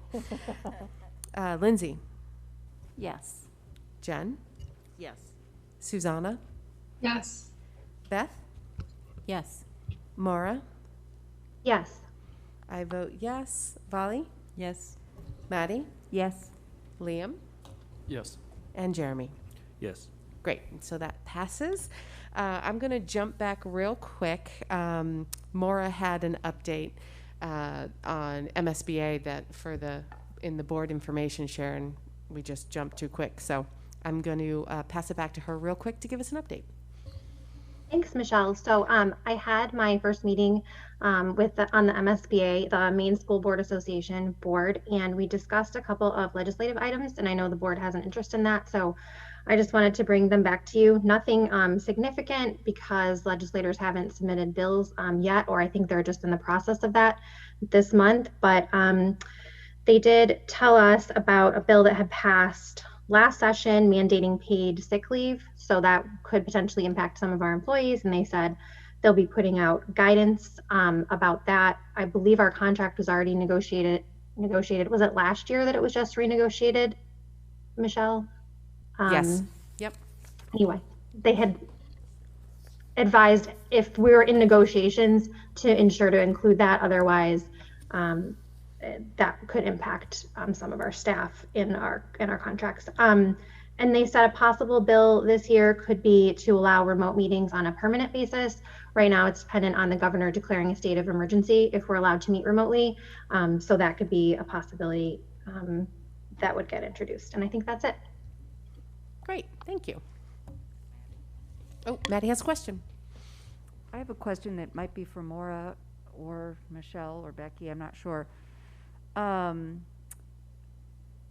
don't know if others got this. I'm assuming maybe you did, from one of our new House representatives, introducing herself and saying, and recognizing that I'm a school board member and letting me know when the legislative deadline is to introduce new legislation and asking if I had any input. So my question would be, since I was solicited as a board member, I don't think that I am able to offer that feedback as an individual board member. Is that correct? Like, if I had personal thoughts as a community member about legislation, then I would need to stipulate that that's me as a person in your district, but as a board member, that would need to be us in the collective. Is that correct? Yeah, I would, yes, I think that makes sense. That makes sense to me. I mean, I don't know if there's any particular law around it, but I think, well, yeah, you can't speak as a board member, right? So if they sent you an email to your RSU5.org email that said, I'm the legislator, and, you know, is there any, or they say, we know you're a school board member, then yeah, I think that's the right approach. Beth? I got one of those letters as well, and when I read it, it kind of, to me, it was acknowledging, yes, you're a school board member, but it seemed more like if the board has anything that you would like to pass on to me kind of thing. And I thought about bringing it up too, but I couldn't remember all the exact details of it. And so, but when you started talking about it, I remembered that it seemed that it was, you know, reaching out, thanking you for your service. If there's something the board would like to address, to feel free to contact her kind of thing. That's sort of what my impression of it was, but anyway. And I think that's good to, you know, have those contacts available to us if we did as a board feel passionate about pushing some kind of legislation forward. I'm not sure we do at this point, but I think, you know, knowing those avenues is not a bad thing.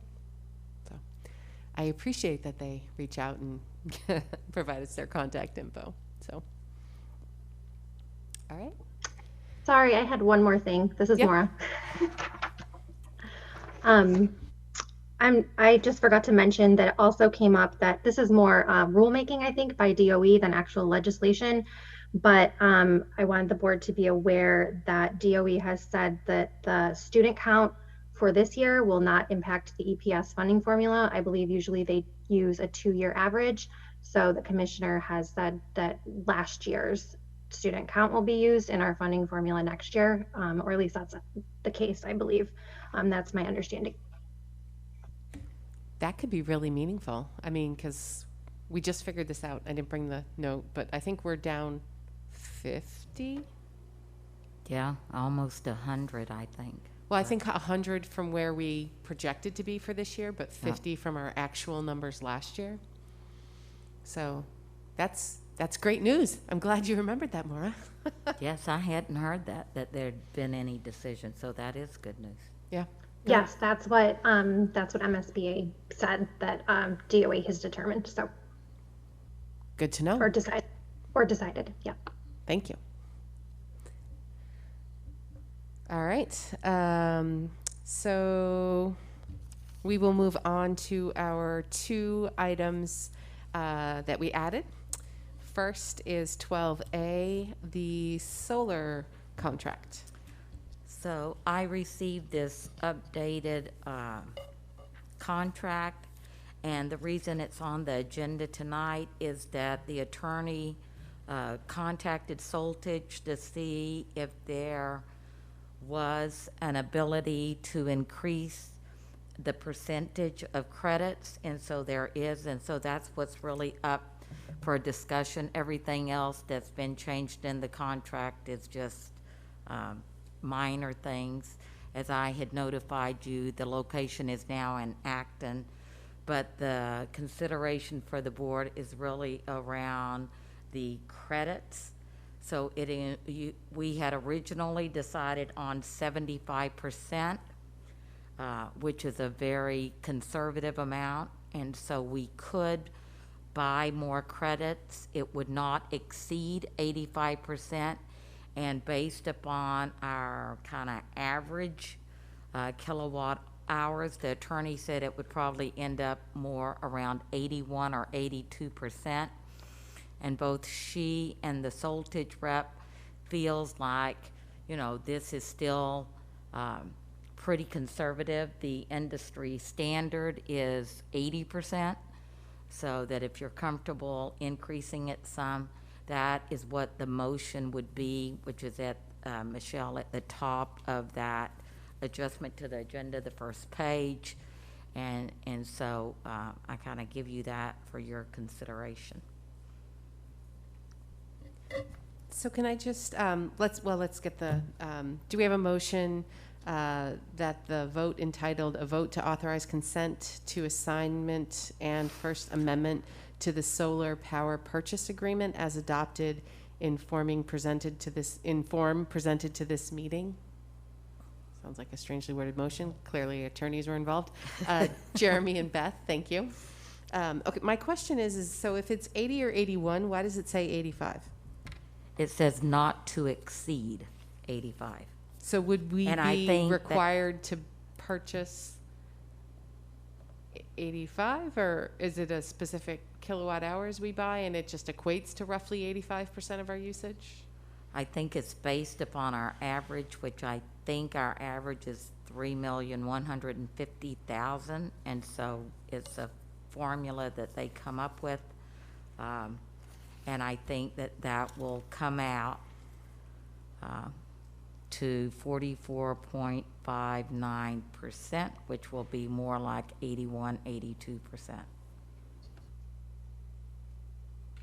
Valley's going to help me if you stump me.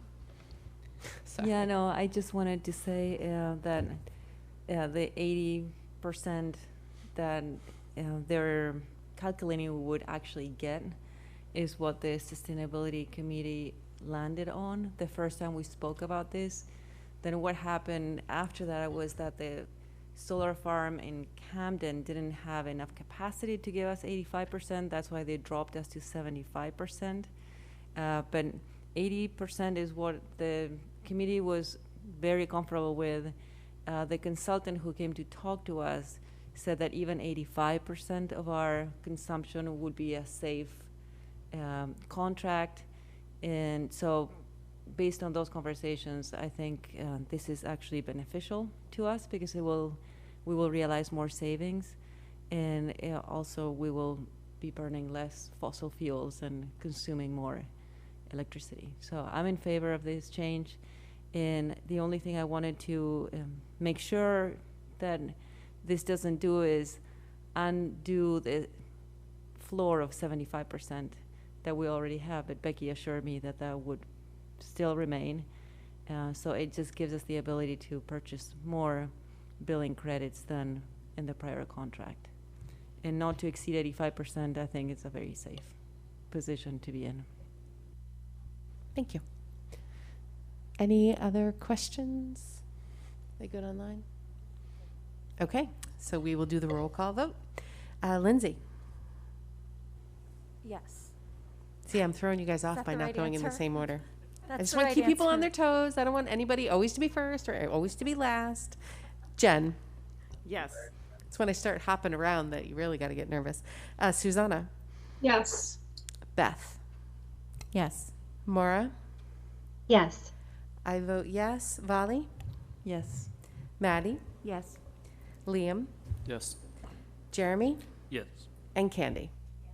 Great, thank you. Thank you all. All right, so our other amendment to the agenda this evening was a discussion around the hybrid form of board meetings. We discussed this at our last meeting, and I think there was some difference of understanding of what we walked away from that meeting. You know, when folks would be able to join the meetings remotely versus having to be here in person. So I think it made sense to just revisit the discussion and close that loop and make sure everyone was under the same understanding of when we can access the remote option for the board meeting, which I have to say seems to be working pretty well this evening. So that's a good start. So yeah, just wanted to open up the discussion. Jen. So I was of the opinion that, and I know I sent an email out, that what we had decided and what I thought we voted on was that exactly what we have, which is an option to do a hybrid. My understanding was that option was going to be used for illness or quarantine.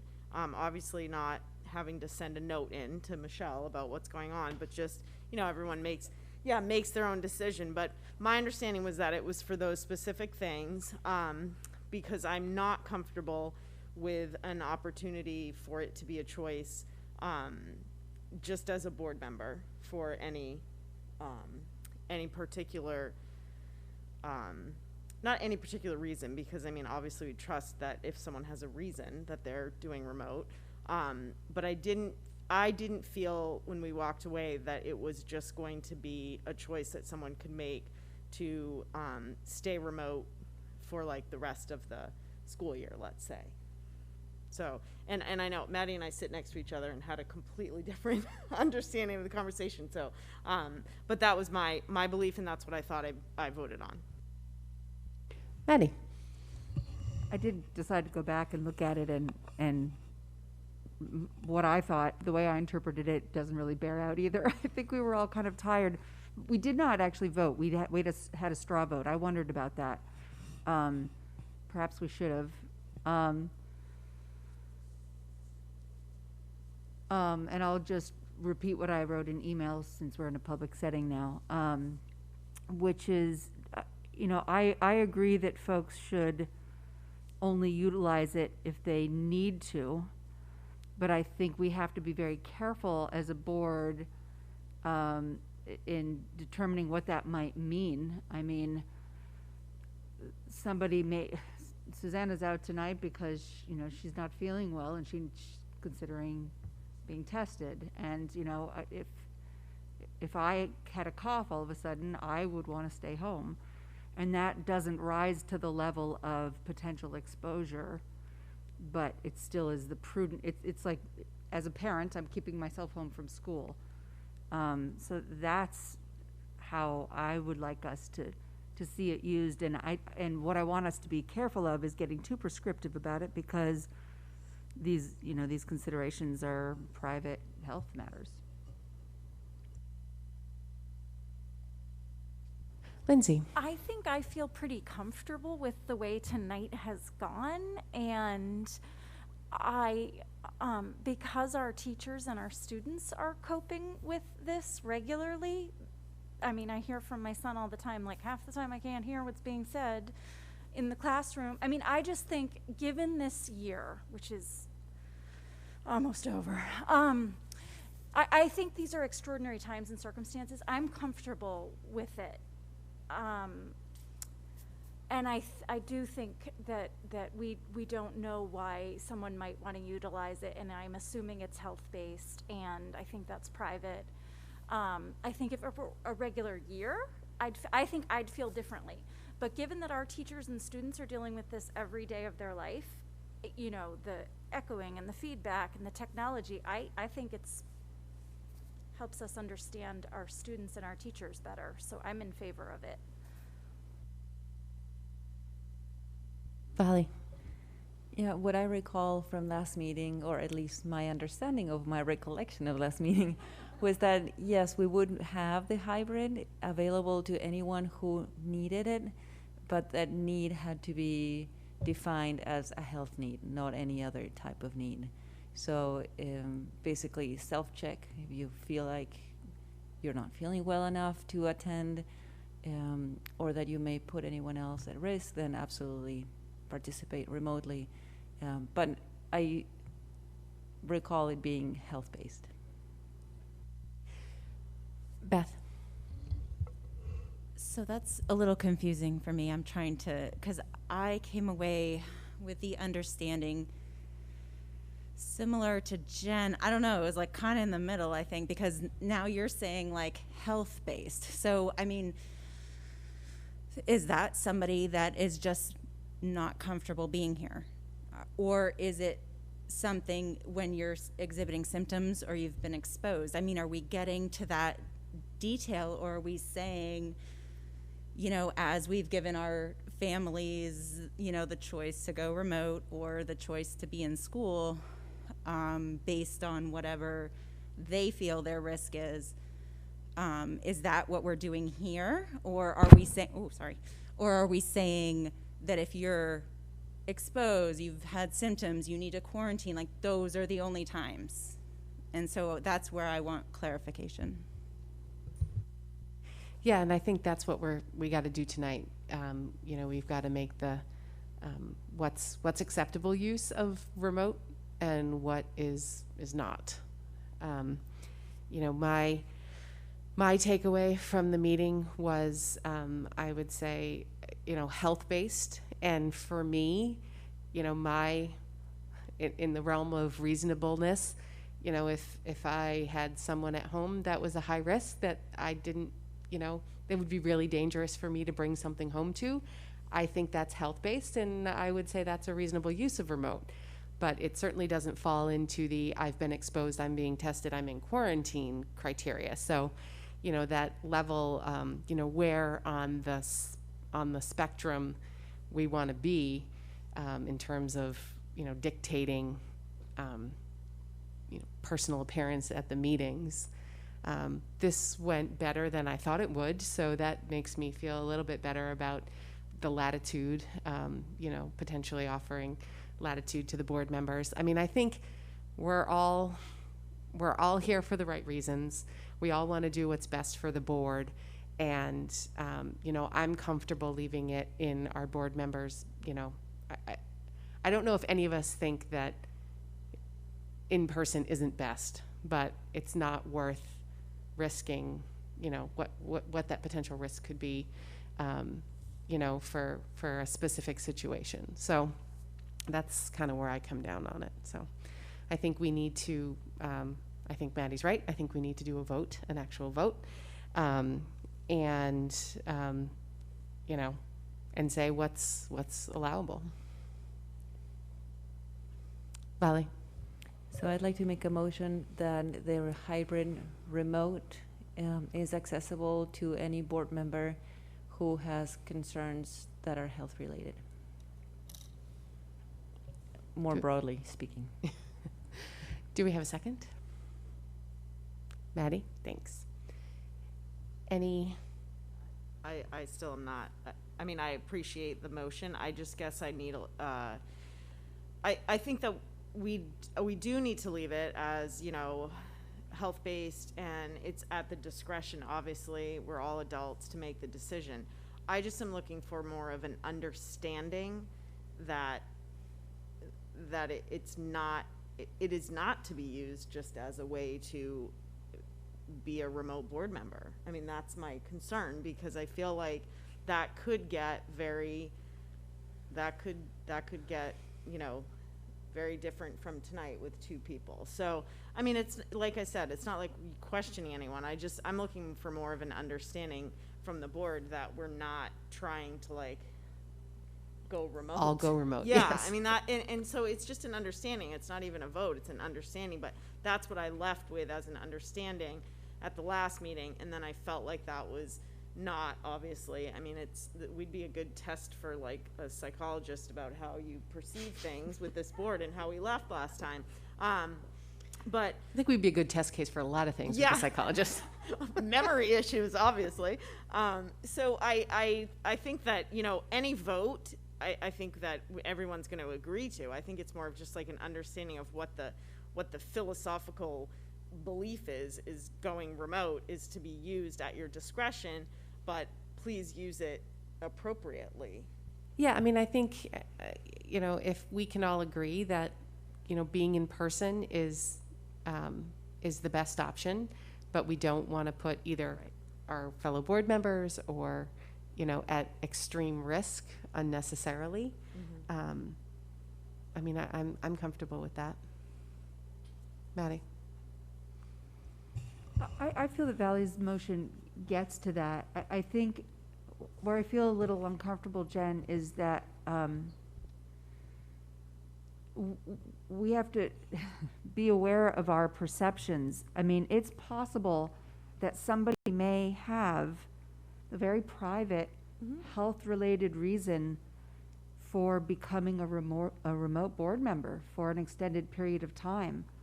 And we may not be privy to that personal information. And I mean, I think we have to go on faith a little bit here and trust one another. Knock on wood, we've seemed to be in a situation with one another where we do exercise a lot of trust, and it seems to be well earned. I like the broad wording of Valley's motion, and I think it gets, saying that it's health related, I think gets to what your concerns are. I maybe what Michelle just said, you know, if we could amend the motion to say, you know, we believe in person is best. However, if there's, and then add what Valley said, just as like an understanding that we collectively as a board believe that being in person is best, but we obviously give people the opportunity to make their own decision based on health, broad health. And I think that aligns with what we've provided to parents, right? You know, we feel like having the kids in school as much as possible is best, but when it comes to the risk, we feel like, you know, we can't get every kid back yet because of the risk. We'd love to, but we can't. So, you know, we have to make that decision. So, so are you making an amendment to the motion? Yes, an amendment to Valley's motion to begin with, you know, the board understands being in person is best, however, and then what Valley's motion added to the end of it. I'll second the amendment. Okay, so, or do you want to just adjust your original amendment? Or your I'll original adjust motion? it to read the way Jen began it and end the way I spoke. You're okay with that, Maddie? Okay. You good, Cynthia? Yes. Okay. Okay. Okay, Susanna. Thank you. Yeah, I think I've got just one question. I'm fully on the medical side of board meetings, and I think I had a question last meeting of whether, if we're going hybrid, is it going to just be personal choice and you know, for whatever, and we had sort of clarified that a bit and then clarifying it further now. But I'm just wondering, going forward, if we have people who, you know, need to miss a day because of business trips, et cetera, is that something that we'd revisit at some point? Is that something that we're going to say that, you know, if you're in Boston for the day, are we counting that as, you know, just being generally absent, even though you could theoretically log on now? And I guess travel is sort of out right now on at least my business side of things, but just looking at sort of in the future.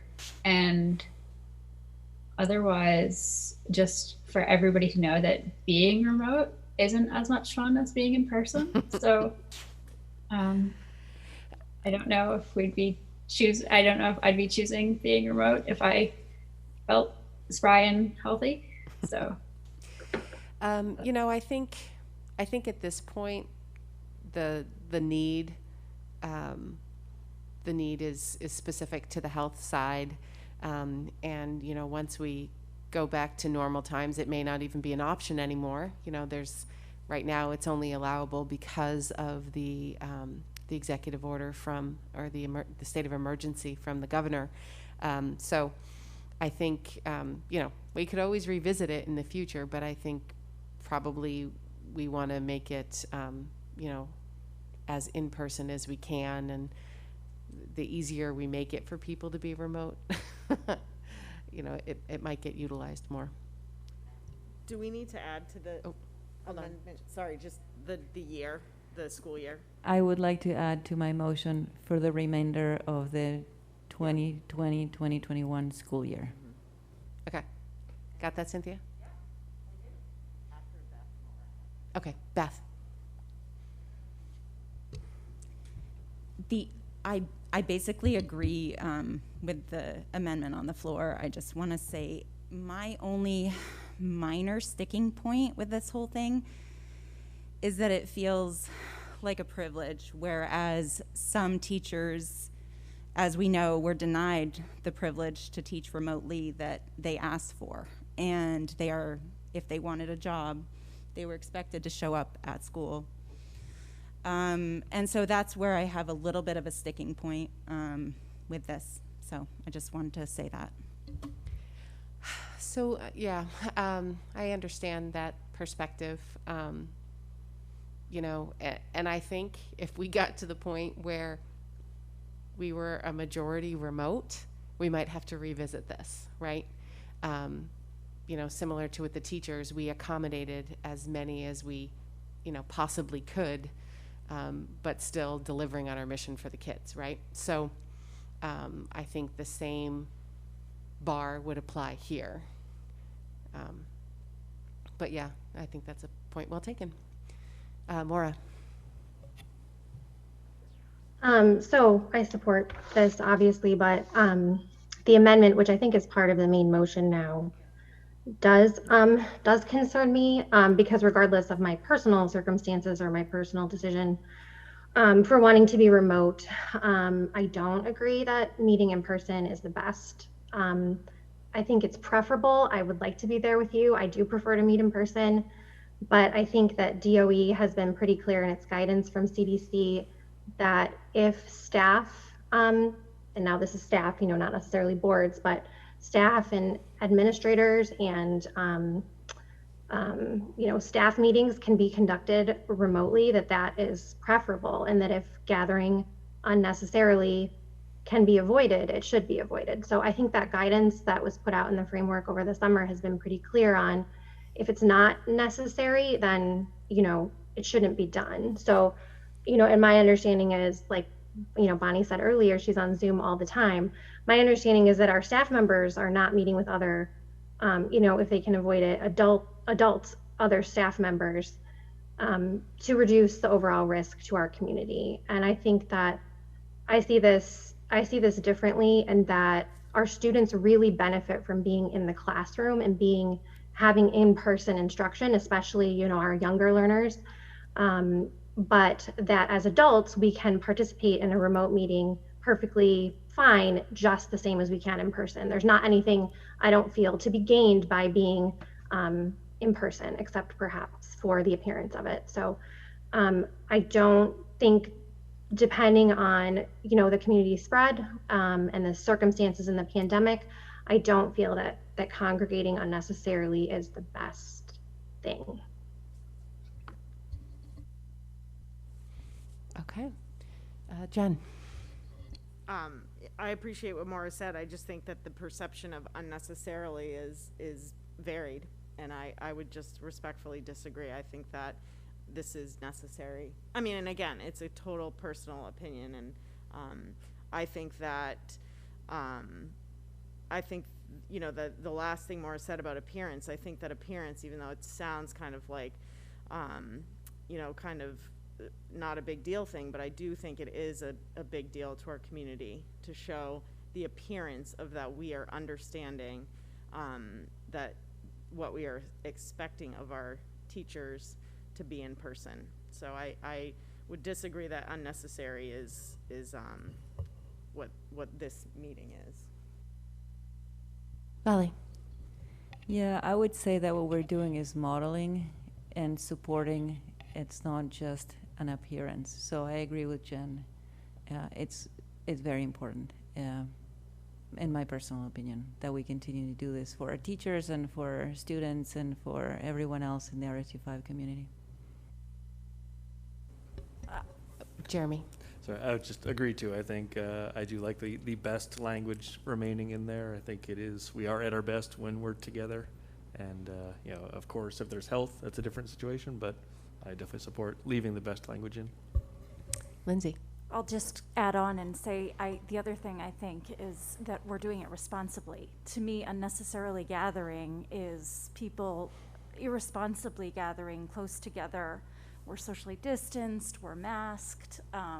So I think we are modeling, and I think it's hugely important to our teachers and our families.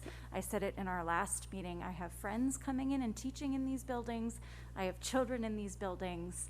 I think it's very important that I come experience what our teachers and students are experiencing. So I don't see it as a matter of appearance, and if I do, it's the right appearance. Thank you. Cynthia? I was just going to ask if I could read the motion. That would be that great. I have in case that you needed to clarify. Because we all it. know our memory. We're voting on solar, right? Exactly. Where's the sun? Oh, there's a light. Okay. Are you ready for me to do Yes. that? Okay. So before I had we collectively, but now I've crossed that out and written, the board believes that being in person is best, but wants to ensure that attending or hybrid remote is accessible to any member who has a health concern for the remainder of the 2020-2021 school year. Does that feel good? That's great. Okay. Thank you, Cynthia, for putting all of our... any other comments or questions before we vote? Maddie? I just want to verbally acknowledge that Maura's comments give me pause, and I'm thinking about what Beth shared as well. I don't think we're just privileged. I think, I mean, there are people who might like to serve on this body who would not because of what we are saying. And I don't know that it's discriminatory necessarily, but there might be a barrier for some, and that gives me pause. I'm likely to vote for this because I want us to have the hybrid option, but I'll be processing it for a while. I would expect nothing less, Maddie. Okay. They're good online? Okay. All right. So we will vote. We're going to start with Jen. Yes. Susanna? Yes. Beth? Yes. Maura? Yes. I vote yes. Volley? Yes. Maddie? Yes. Liam? Yes. Jeremy? Yes. Candy? And Lindsay? Yes. Great. Thank you guys very much. Okay, so we are on to new business. Do I have to read all that?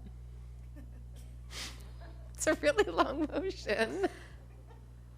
Can I do what they did on the solar one and say a motion for consideration and approval to see if the board of directors will vote, I don't know, as written? Yes. Regarding the food service director under May PERS? Yeah. Okay. Do we have that motion? Volley? Maddie? Thank you. All right. Wait, did you think I was going to talk about it? Yes, I was going to see how well the Director of Finance taught the Finance Committee. Prepped us? This is something that when I'm trying to remember if it must be I'm in my 5th year. She's starting her 4th year, and when she came to RSU5 4 years ago, this was a request that she made to be able to continue with her retirement being under Maine PERS, and it wasn't set up with the previous director of nutrition. And so it's taken us this long to kind of figure out how to do this, but we finally have been successful in creating a motion where if you approve this, we will be able to allow her to have her retirement under Maine PERS versus Social Security. So a little bit of background is, all the teachers are automatically, and administrators are all building administrators who were previously teachers, right, were all automatically included under the main PERS retirement plan, but some of the other administrators for things like nutrition, facilities, finance, they're not. There is the opportunity for the districts to be a participating local district where they can specify who can also participate in main PERS instead of Social Security. And so for administrators that come from districts where that's already in place, they've already been paying into that program for years, and then they come here and they may or may not be able to. So this really allows the food service director to start contributing again to the plan she had in place prior to coming to RSU5. So I am definitely in favor of this for her. Jen. I just have to share that I looked down at this and saw position of food service director just jumped out at me, and I panicked because I thought that it meant we were looking for a new food service director. So I just have to say I'm happy to vote for this, and I'm also happy that it wasn't an open position. That would be horrible. Yes, that would be unfortunate. Vali. So would this motion basically allow any future nutrition director to contribute to main PERS? Yeah, it's specific to the position, not the person, is my understanding. So right now, the data specialists that we hired last year, the year before, they are, but it was a new position, so it was easier to make happen from scratch. And then we have a couple of people from Durham that were already, they were grandfathered in once they joined the RSU from Durham. So she will not be the only one, but it is specific to position, yeah. Okay, I'm in favor of it. And I wonder how many other directors are employed by RSU5 who do not contribute to main PERS, who may want to. I think we've asked, right? I think currently these would be the only positions that would want to. So And- it's the operations, and they're not interested, the director of finance and technology. Okay, thank you. Jeremy. Definitely in favor of this also. As I understand it, there's no cost to the district for this, so that it's purely about the position itself. And I think my understanding too was that future nutrition directors would have to participate. Is that a correct statement? That's my understanding, and it is more costly, I think, to the district when our portion of the retirement under a PLD. I do think that it does cost us more than if the director is involved with Social Security. Did he say otherwise tonight? He said it was cost neutral. Maybe it's in terms of materiality, it's cost neutral. Probably should confirm that. Just either way, I'm in favor as a recruiting tool for if in 25 years we need a new nutrition director. I will clarify that in an update.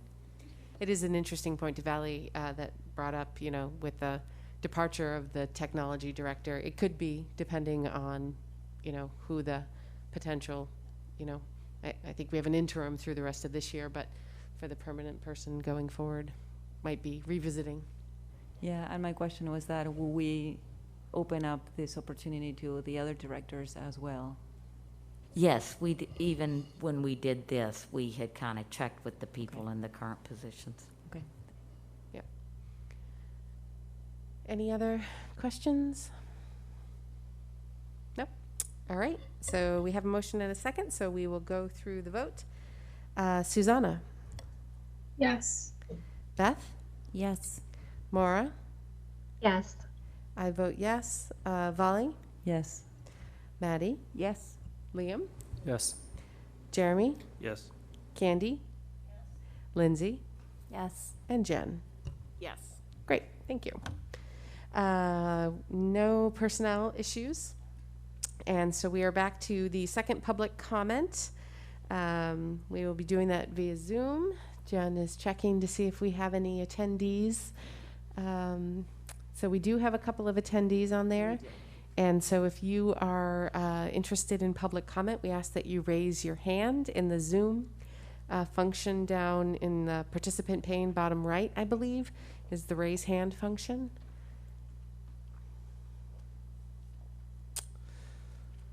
No? I just want to make sure I give people a second to find it. Because once we adjourn, we're adjourned.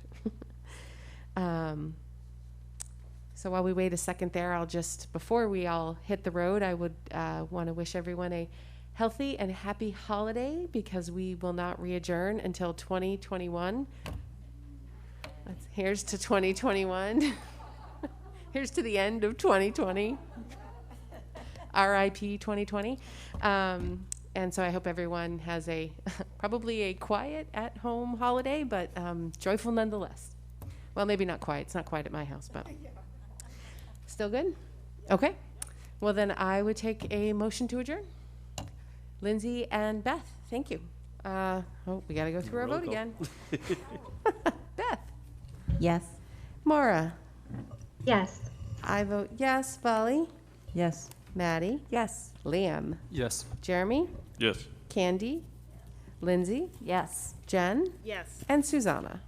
Yes. Okay, great. We are out. Thank you guys. Have a wonderful holiday.